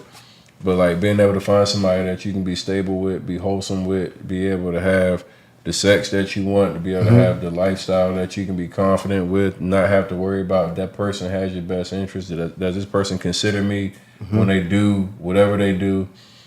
that's something that I've found like so much peace recently because bro, I was on the opposite for a long time. Like I was like, yo, I'm gonna try to hit as much as I can. Yeah, I'm gonna try for to sure. move and do all these different things, but like truly finding somebody that I know like has my best interest. Now I'm like, I gotta protect her. Yeah. I gotta protect her best interest. For So now, 1000%. like the things that were attractive to me aren't attractive anymore because like I know like what that also means on the other end when it comes to my woman. So shout out to you for even acknowledging your lady in that capacity because there's so many people who in our culture have said, hey, let's hit as many bitches as we can get. Yeah. Let's go knock down 1,000. I know I got a wife at home. I know I got a situation that I can ruin, but Yeah. in the moment it's just gonna be what it is. I feel like the one good thing that happened with me was I met her right before I got drafted. So I was to the situation, I was to the point where when I met her, I knew. I met a grown ass lady. I was 20 years old. She was 23. Not like she's that much older, but like that was the first time I met somebody. And she didn't need me. You know what I'm saying? But it was like on some like just genuine grown woman. Like, damn, I'm like this. I can marry this lady. So I took me a year. I got drafted, went to Cleveland. I kind of told her, and she kind of knew what it was because she didn't know who I was. And she was like, oh, no, you about to get what? Like, you about to go get drafted? Like, nah. She's like, all right, you go have fun. I'm going to do my thing. She dated a doctor and a lawyer while I was in Cleveland my rookie year, and I was doing who the fuck knows what. You know what I'm saying? Like, living it up, had a blast. And then after my rookie year, bro, I moved back to the crib, went to Virginia, went to her townhouse, and was like, look, like, it's not what it's worth. Because at the same time, at Florida, I had me a little girl, whatever. But like in Florida, that was the first time I got out of my house. My mom and dad, my dad's a pastor, my granddad's a pastor. Don't drink, don't smoke, don't curse. So I was not sheltered, but I was like, man, you know what I'm saying? You come in this house, you don't say nothing crazy, you get good grades, you do good in school. Or if you don't, you get your butt tapped. Like I was, you know what I'm saying? That's how my dad and my mom held a nice, strict household. They did the right way. They raised us well. You know what I'm saying? I never got beat if I shouldn't have got beat. You know what I'm saying? Like I did some dumb shit. I should have got my ass tapped. So going out to Florida and then about to meet her, and I'm like, all right, bet. Not ready for that. So then when I finally met her before I got drafted, I'm like, damn, this is what it's all about, but I still need to get that got a little money experience. So got a little money, able to have a little fun, being able to do kind of whatever I want to do now finally. Give me a second. So it took a year, did my little rookie year in Cleveland, but after that I'm like, bro, I'm tired of what do you have to do? Y'all heard this nigga say he got a little bit of money. I got a little bit of money, man, but like, you know. Did y'all hear this nigga say he got a little bit of money? Let me tell you when I say a little bit of money. So say this. Say you hear when I signed for $50 million, right? I signed 5 years, $50 million. I get 26.6 guaranteed. My first year in the league, I make 12.6 million. I get a $12 million signing bonus. I touched them motherfuckers for $7 million, right? Off the rip. I think I signed for $50 million. Like me, everybody here is like, Joe signed for $50 million. He got $50 million. Nigga, it goes to the point where like, now it is what it is. I'm telling you, we didn't have bread. So mom and dad, boom, $3 million. After taxes, cash. What y'all need, mom and dad? I gave mom and dad $3 million. Ooh, bing, that's like, a flex right there. Yeah, gave my mom and dad $3 million after taxes, basically $6 million. Gave my mom and dad $3 million. Boom, y'all can have that. Then bought my mom and dad $1 million house. Hold on. So you gave him $3 million and bought him the house. Bought him the house. Oh, you a real one. Oh yeah. House was $1 million. So now basically that's gave my mom and dad $3 million cash, $5 million. Me and my little brothers, and obviously little bros need whips. Buy all my little bros whips. Then me, I got $50 million now, don't I? You know what I'm saying? So I caught me a nice penthouse. I get me a penthouse and 2 whips. Give me a Range Rover Sport and a Bentley GT. Off the rip. Mm-hmm. You know what I'm saying? So now, bro, looking at 12.6, that's really 7. That's now after my folks and everything. Well, that's Like, man, what you got in the bank? $1 million? $1 million. $1 million? You know what I'm saying? After like, it's 12 and a half. So that's 12 and a half out of the 26 million that's guaranteed. So now I got another 14 million that's coming in. That's really 7. You know what I'm saying? So like, you got one tucked after 12 million. So you think you got a goddamn 50? No. Just the easy way the math goes like that. You know what I'm saying? Like, I had to start really getting to fucking get hip. You know what I'm saying? Yeah. And I can see how people that aren't hip, you signed a 2 for 10 million. You think I got 10? Bitch, your ass ain't got that. So anything you're talking about equivalating to making sure your folks or anybody looking at you like, oh, you got 10 million, you can give me $1 million here, $1 million here, da da da. No, your ass gonna be broke quick. You know what I'm saying? Let me ask you though, like, I mean, flat out, I mean, $3 million given to your family is like an incredible number. Yeah. Shit. Like, that's just like, you know. Bro, this is what I would tell you. I look at it too, like, if I sign for 50, when you look at it as a big picture, you say you got $50 million and your parents take 3, does that sound crazy at the time? Nah, not It doesn't really. sound crazy at all, for real. But if you really, really, really think about it and you know what numbers are, you know what money is, that's a lot of fucking money. Mm-hmm. And that's at a time when you don't really have $50 million to touch. You have maximum after everything, 23, you know what I'm saying? 25. But then, like, you know what I'm saying? It really starts to snap into it. But like, rookie year, 21 years old. I got 50 million. Big mom and dad, what y'all need? I need 3. Boom, 3 for y'all. I didn't buy y'all crib. You know what I'm saying? Like, easy. Like, nigga, I got 50. Mm-hmm. I got easy by my parents just join and do that. My little brother's in a little house, whatever, little whips, Range Rover, whatever. Boom. You smooth. That's hard. Me, though. I'm about to get me a crib, nigga, 1.5, and then buy me a Range Rover and a fucking Bentley.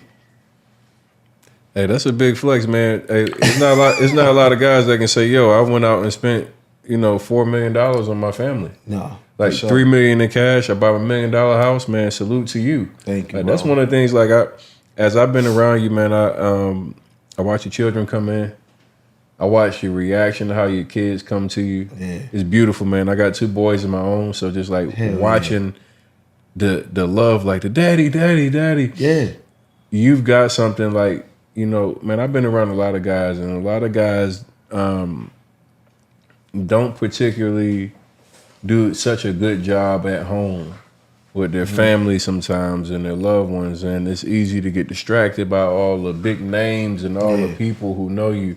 I mean, your name is Joe Haden. I heard you mention LeBron and Dan Gilbert and all these different people. So there's so many different things that happen in your life and so many popular people that come around you that sometimes people lose themselves along the way. So shout out to your family, your parents, and everybody, because like that's a testament to how they raised you, and then just the type of person you are, man. Because like I pay attention to how people kids are with them, man, and that was just like that made me smile. It made me want to call my kids, man. It's like, I appreciate that, bro. Yeah, that's a piece that I think, you know, definitely black fathers and being able to be home and be a part of our children's lives has been neglected in our community for a long time. That's why we see a lot of the stuff that we see. Yeah.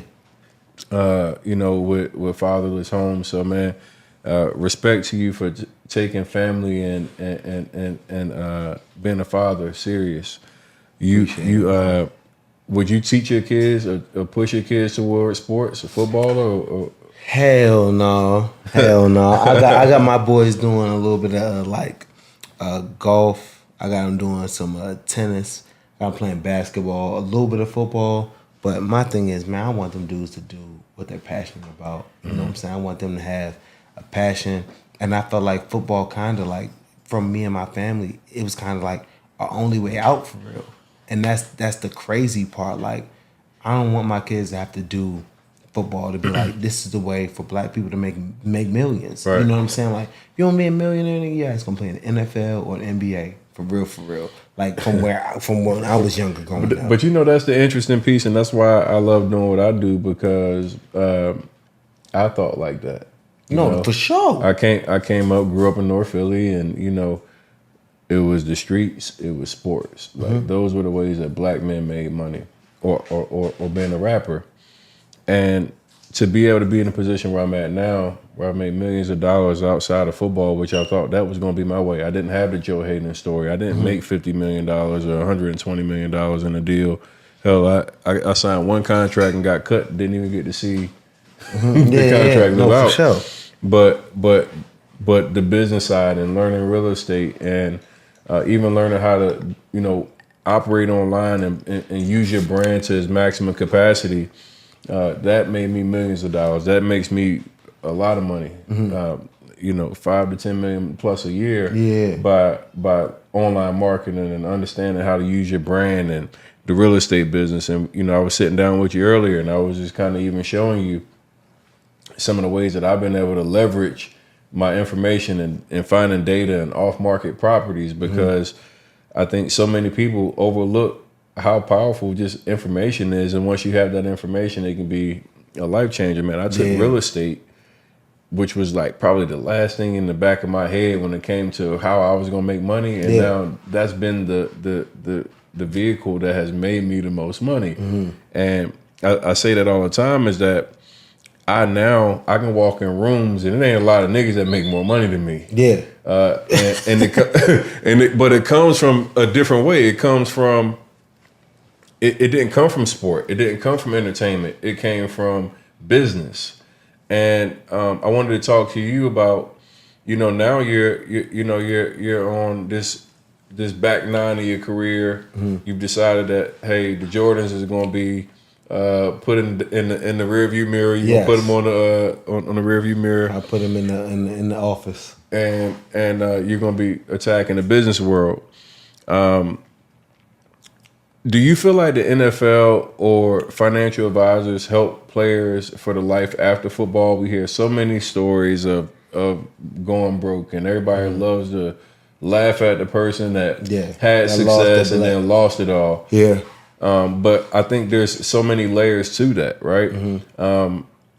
And hearing you mention like the amount of money you've made and then being able to like take care of family and things of that nature. But do you feel like, as far as preparation from financial advisors and the NFL, that they do a great enough job of giving you guys preparation for the life after? I feel like the NFL tries to do a good job when the NFL symposiums and all of that stuff.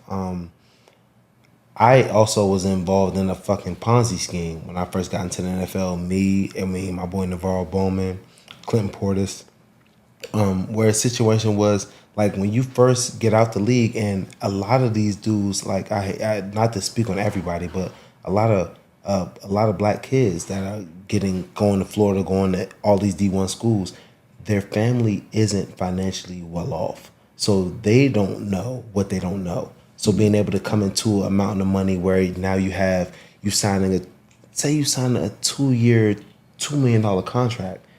They thinking you have $2 million now where you can really do whatever you want to do with it. It's nothing like that. Right. So just having that knowledge of the thing that sucks too is if you never had no money, you don't know what to do with money. Like you can't manage $10, you can't manage $100, you can't manage $100,000. You damn sure can't manage $1 million. You know what I'm saying? Like you're gonna like blow it, or like don't know where taxes go, don't know where property taxes go. Thinking about buying a house, thinking about like, now since I got this, now I'm good.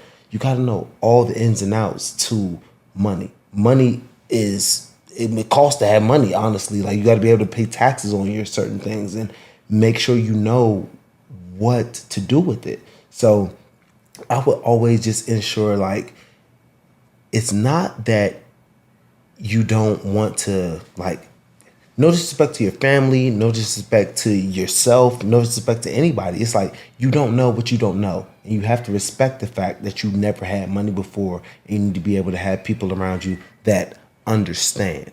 The tough part is I tried to go through that same thing, and the people that they got me in touch with were fucking foggy.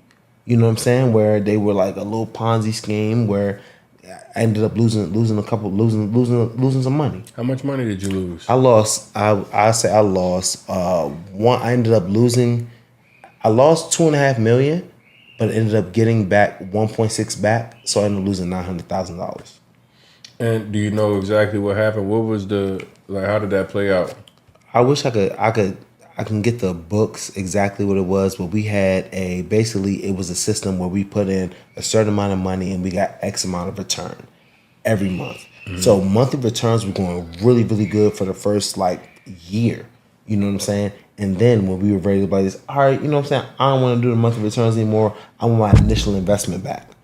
That's when shit got crazy, like, because you can't be paying back Ponzi schemes unless you have, you know what I'm saying? You're getting other people coming in, and that's where they can give you your monthly things, but when you're ready to get your main lump sum back, that's when it started looking crazy, and that's when. How much did you invest at the beginning, you remember? I invested at first like $750,000, and it was going good, like returning like $7,500 a month.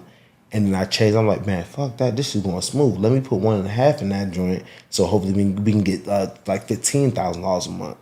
And went to 1.5 to $15,000 a month.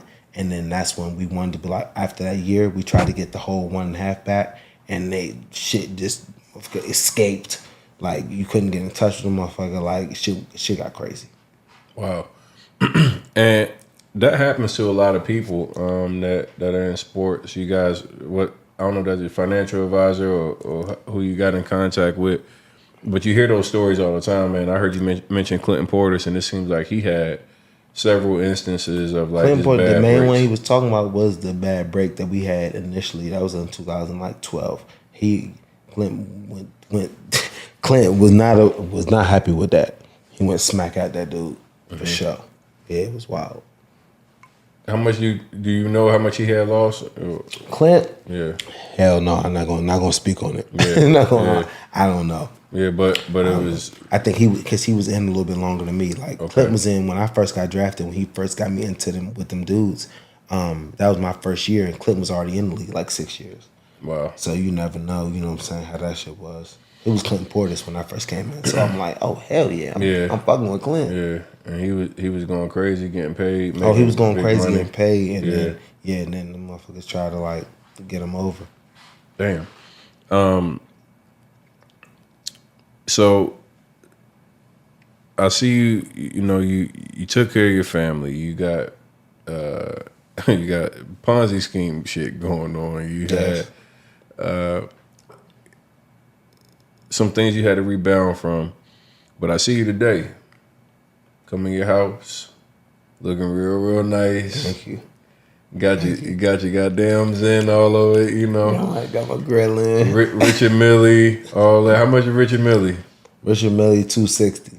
It's 300. It's 300 right now. It's 300 right now. How much you spend at Connolly? Dr. Khan, shit, I don't win. No, I ain't go too crazy at Connolly. I probably am like 170. I ain't go too crazy, 170. Cause I went for the veneers. I went like 60.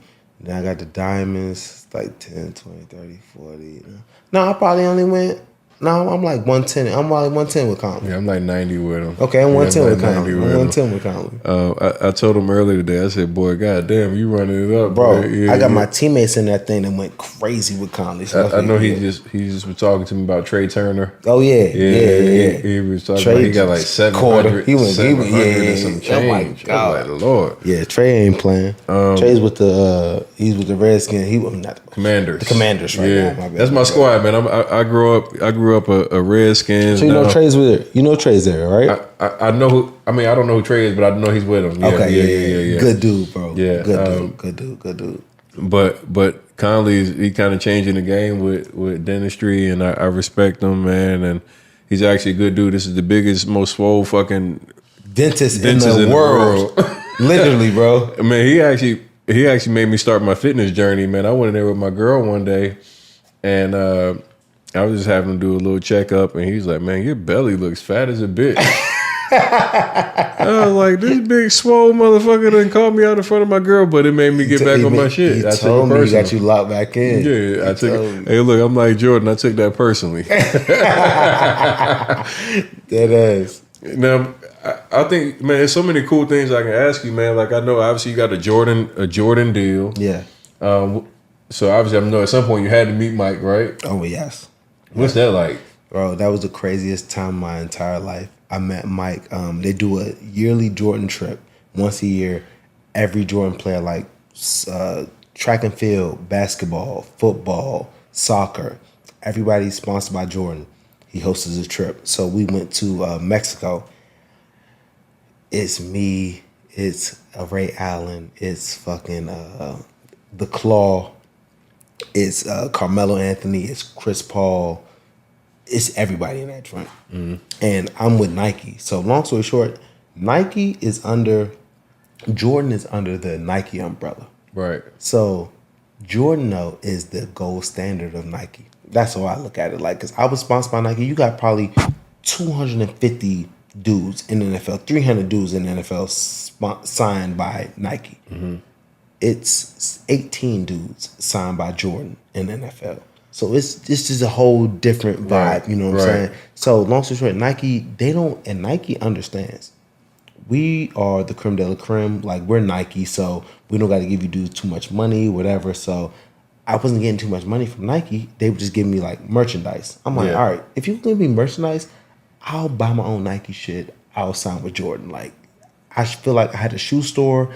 I've been have like 1,500 pair of shoes, Jordans, that I bought by myself. So I'm like, if Jordan gonna fuck with me, he gonna fuck with me. I'm nice. I made Pro Bowls. Like, you know what I'm saying? I rock the J's. So long story short, I started spatting my Nike cleats. And spatting means you tape them up. Yeah. So the Nike sign I showed, and it makes you protecting your ankle. Nike was like, look, Joe, if you spat your cleats one more time, we're going to drop your ass. I said, drop me, I'll buy my own shit. Drop my ass the next week, right? So then now I can talk to my agent, and I'm PR people like, look, Nike dropped me. I'm trying to get with Jordan. My only job I want you guys to do, don't give me no fucking Lulu, don't give me no clothes, don't give me no podcast deals. Sign me with Jordan right now. So then I had like Drew Rosenhaus, my agent, and I got in touch with Usain Bolt's agent. She was dope. Got me in touch with Jordan. He was like, fly him out here. We're having a trip in Mexico. Tell him and his wife to come out. We went out that motherfucker. And I see Michael Jordan walking into the joint, me and my wife sitting right there. And she's like, this Michael's coming out there. I froze up. He walked over there, so nice. Him, his wife, security. I'm like, oh, what's going on, man? How you doing, man? Joe, man, pleasure to be with the brand. Da-da-da-da. He was like, yo, Joe, so I got a question. Like, what's your favorite Jordan? My ass said the 17s. Just because I was from the crib, and when he was with Baltimore, we went to the Wizards. Yeah. He had the white and red 17s, the white and blue one. They came in a suitcase. That was on the school. I remember the suitcase. I came through with the suitcase, nigga. He was like this. The 17s looked at me crazy. I'm like, no, the 11s for real. You know what I'm saying? The 11s for real, but I like the 17s. He was like, all right, yeah, bet. All right, the 11s are way better. And slid off, and I'm like this. Why the fuck did I say the 17s? Like, the 11s are the best Jordans. I know he would have loved those. I should have just said 11s. So that was my random, like, me and Jordan little first John. I was fucking so scared, though, bro. Dog, so scared. I was at a Hornets game a few years ago. And man, I've been in the scene for a long time. I've been moving around. That motherfucker turned that corner, bro, and I felt like a little girl. Just like a little groupie, man. I'm like... That's what I'm saying, bro. I stared at him for like 30 minutes. Like, he was sitting on the bench, and I'm just like, that's Michael Jordan. Can I tell you this? Don't feel any type of way. Because look, that's literally how I felt. I'm like, you gotta have respect. Like, I'm like, you see famous people. You know, we see famous people, but we see Michael Jordan. Yeah. Like, I got on these Jones right now, like on some like chill, but like got on this hat. Like, this that's MJ. That's MJ. That's the GOAT. Yeah. You know what I'm saying? Yep. Like him, he literally he messes my throat. I can't even talk when I see all this. I'm like, how are you? I'm good. I'm Joe. Good to see you. How are you, Michael? This is Joe. Nice to see you again. Goddamn. This is Sarah. This is my wife. Goddamn. She loves you too. Goddamn. We love you, Michael. Fuck. GOAT. Bro. GOAT. That's super dope. Hey, what? Like, life after football. You're at home with the babies, and you 8 weeks from now, you get a call, and they like, hey man, we need your services. You strapping them back up? No, sir. No, sir. We've seen the Y'all last seen the last of 2-3, Joe Haden. bro. Dead ass. And I'm so happy about it though. Like, I don't feel like I feel like I gave the game everything I had. I want to be max. I want to get them shits all the love. But right now, like I said, if I sign 8 weeks later, I ain't gonna lie to you. I'm not training right now anymore. Like, I've kind of came to the realization, like, I'm gonna stay home dad, and I can like do what I want to do. I'm gonna drop my kids off at school every day, 8:30, and from 8:30 I gotta pick them up until 3. So I got that whole time where I'm like literally working out with my wife. I'm having meetings. I'm meeting with you. I'm just doing little things where at the end of the day now I feel like way more control of my time. You know what I'm saying? Like, Yeah. I don't need that shit no more. And the NFL did everything for me. It put me to the position I am right now, like being able to step away from the game. Right. I look at like Calvin Johnson. I look at Barry Sanders. I look at the dudes like when they had plenty more years left. Right. I think I might have had maybe one, maybe two. You know what I'm saying? But the league showing me like, Joe, you're a $1.5 million dude right now. I'm like, yeah, I don't need to. I feel like I'm way more than that, but like I can't just go and play ball. You know what I'm saying? When I can be doing so much other things, like to help my family, help myself, get my mental right, and just feel way more appreciated. You know what I'm saying? Yeah. Than that. That's real, man. I love highlighting athletes, but I think like out of my interviews, man, just being here with you, seeing like the career path that you had, you're probably one of my favorite interviews right now. Oh, thank you, bro. And it's for multiple reasons. Like hearing you speak about your wife and your family is like something that's super solid. Like just even seeing the interactions to me was like dope. Hearing you taking care of your mom and your dad the way you have. Some of these stories don't get highlighted a lot. Yeah. For athletes, you know, we see when there's something negative, we see, you know, when there's trouble, but like just to be a good, solid dude and to be doing it the right way and doing it on your own terms, man, hats off to you. Thank you, bro. I met you in Vegas when you was drinking and having a good time, so I never got to really Chop it up for sure. chop it and get the, you know, we were just partying, man. Yeah, we had a blast. Having That a was great good time. That was a good time. Yeah. But to actually sit down with you, come in your home, I appreciate you having, you know, me here, man. This is amazing. My audience is like super locked in to me and what I've been growing. And they like when I bring in these stories, I think like one of the most impactful things is to hear people who come from similar backgrounds, but you know, is a message behind each of us that can touch each other. I love asking people, if you had a regret, what would that biggest regret be? What's something that like will keep Joe Haden up at night that you wish you may have done differently at any point in your life?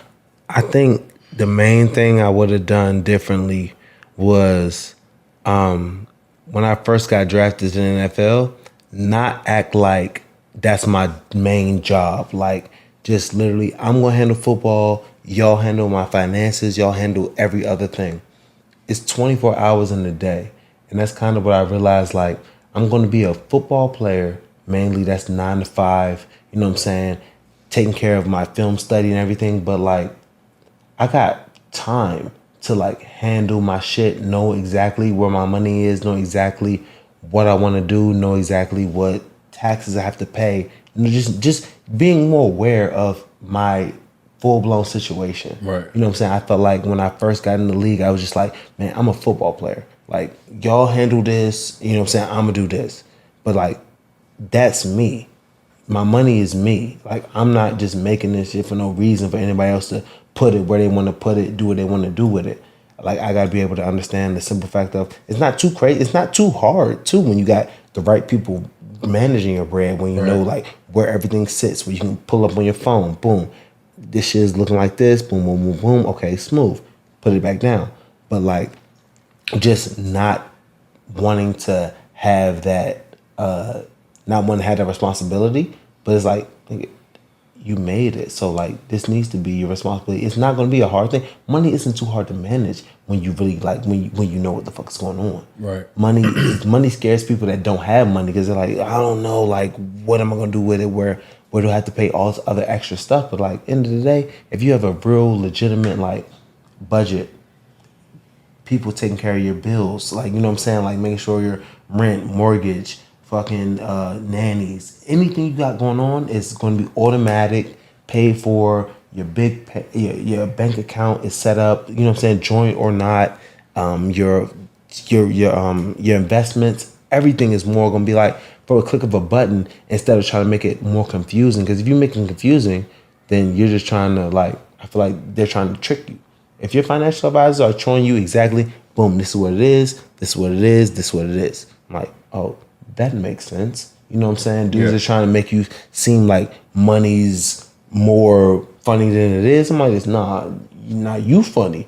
You funny. You trying to trick me, Fulio. You know what I'm saying? Like I need to know exactly 1 + 2, 1 + 1 is 2.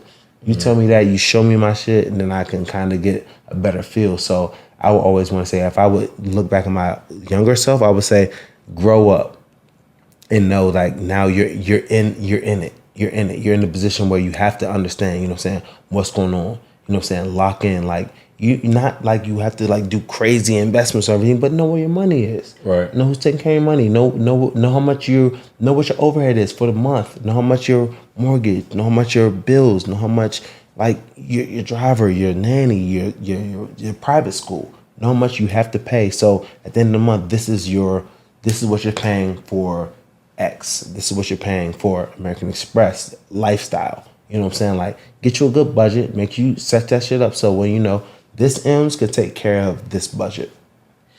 What's something that I didn't ask you that you think you would want people to hear?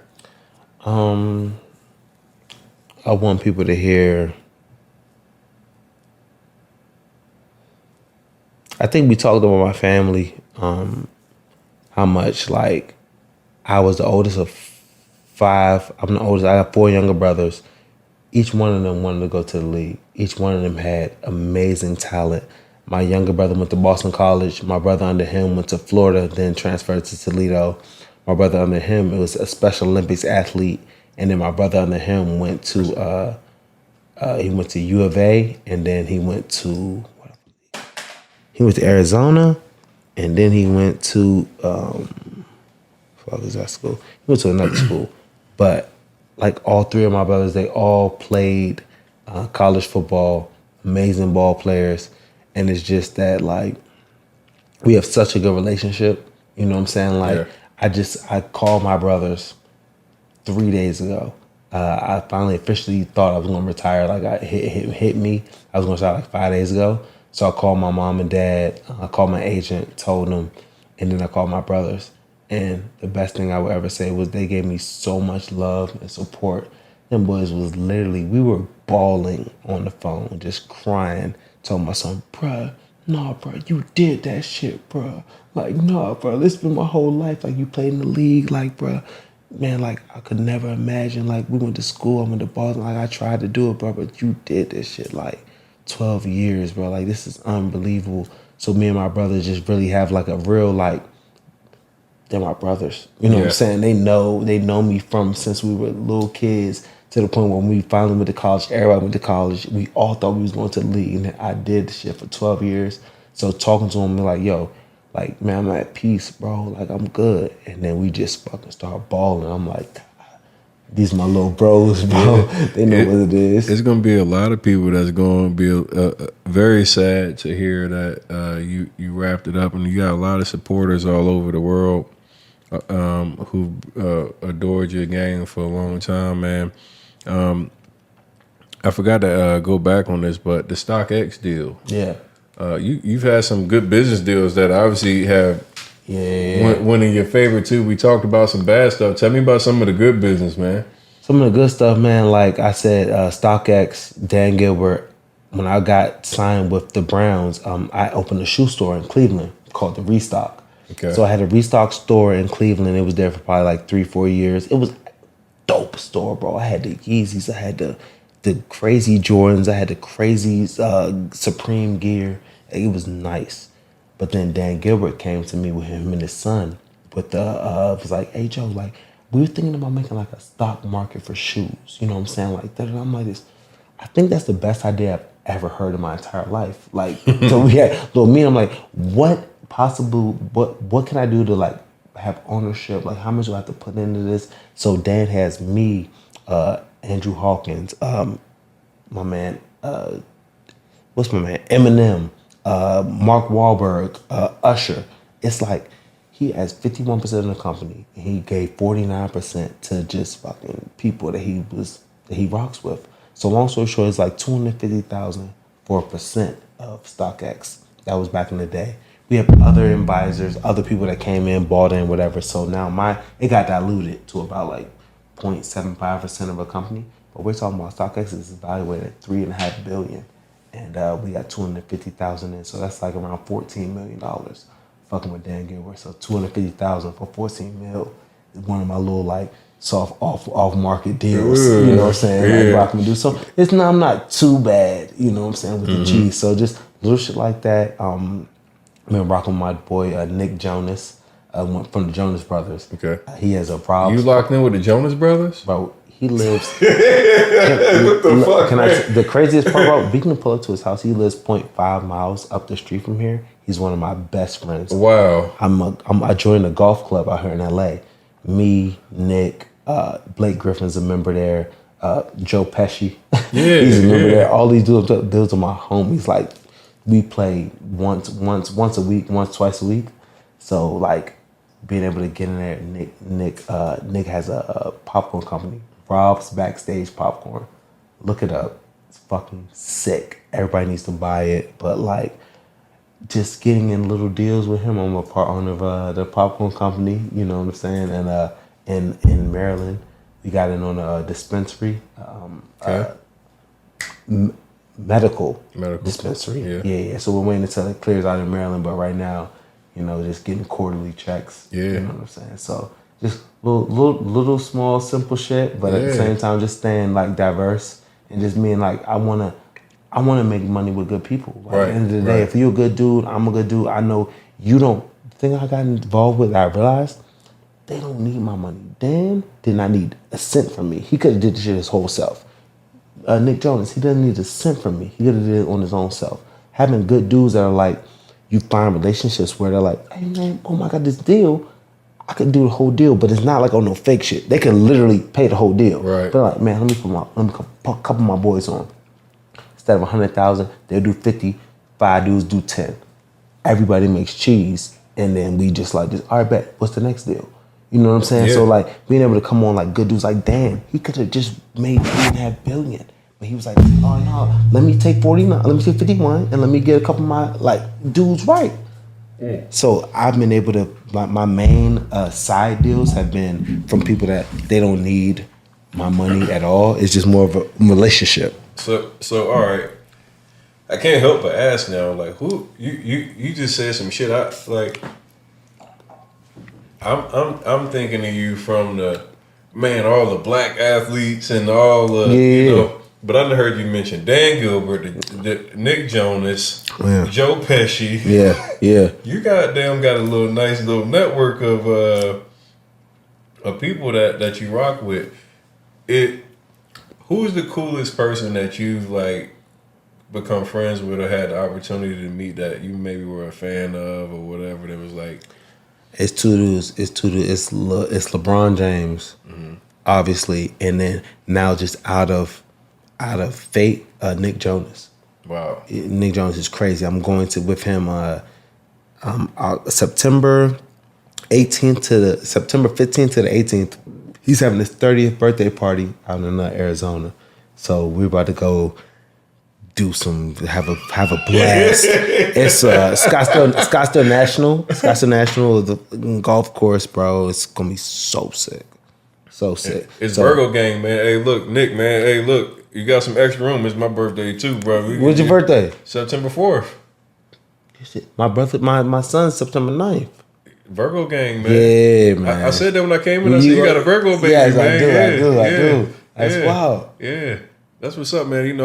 Me and Beyonce got the same birthday. She just don't know who I am. You know what I'm saying? But yeah, I got a couple people. Okay. We'll figure that out. We get you in there. You know what I'm saying? Like that's what's up, man. I really appreciate your time, man. This has been like super dope. I'm proud of you. Thank you, bro. Meeting you meeting you in the past, but now being able to sit down and meet the real Joe Haden. Yeah. Not in the party atmosphere, and just getting to know some of your backstory, how you've been with your family, seeing you with your family. Man, what an honor to have me in your home, bro. I got tremendous respect for you as a man. Thank you, bro. Before we even start talking sports. What you've done on the field has been simply amazing and remarkable. But what you resemble as a man, what you stand for, even hearing how you speak about your wife and watching your kids come to you, bro, that's something that, I think everybody that didn't get to see that's the piece that you should feel.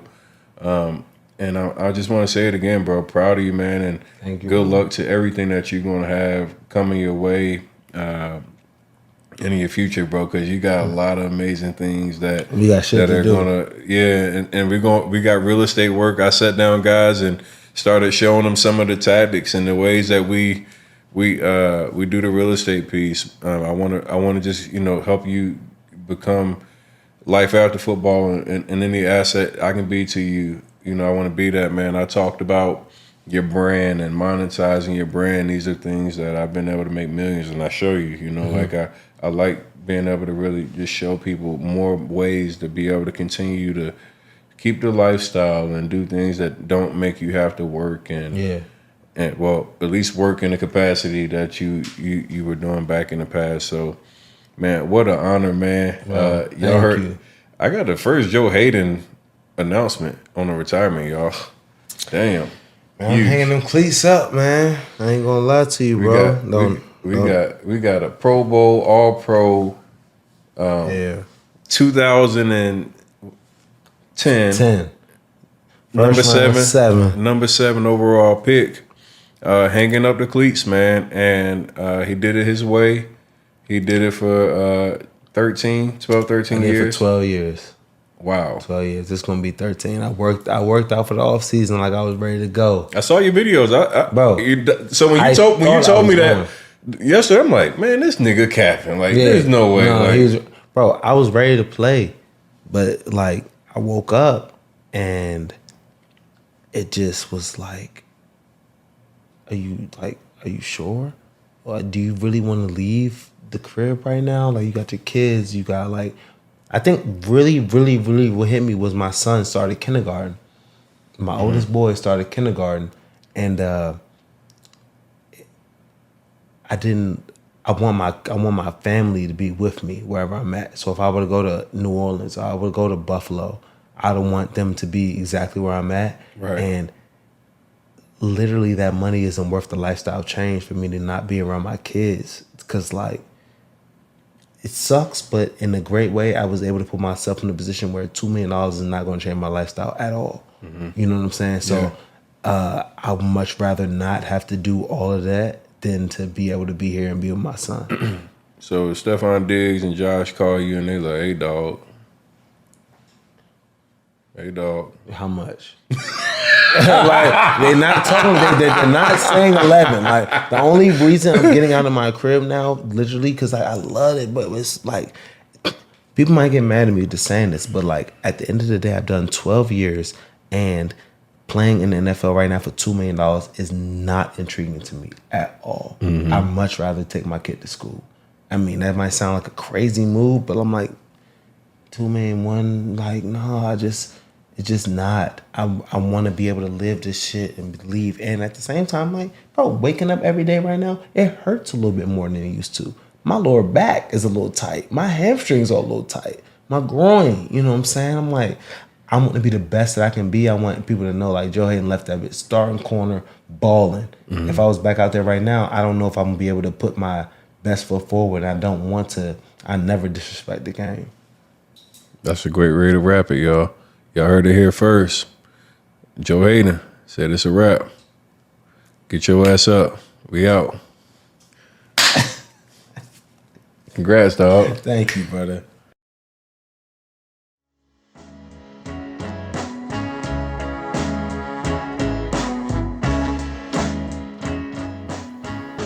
That's a wrap for today's episode of the Get Your Ass Up podcast. Thank you so much for joining me in this journey of learning, growth, and self-improvement. I hope you found value in our discussion and feel inspired to apply the insights we've shared to your own life. If you enjoyed the show, please don't forget to subscribe, leave a 5-star review, and share it with your friends and family. We're committed to providing you valuable content to our listeners, and your support continues to help the growth, and I want to over-deliver on that promise. I'm your host, Tony the Close, and I want to remind you to never stop striving for greatness. Keep pushing yourself. Never give up. And remember that we're all in this together. Stay tuned for more empowering episodes continuing our way to success. Until next time, keep moving forward, and remember, get your ass up and make that shit happen.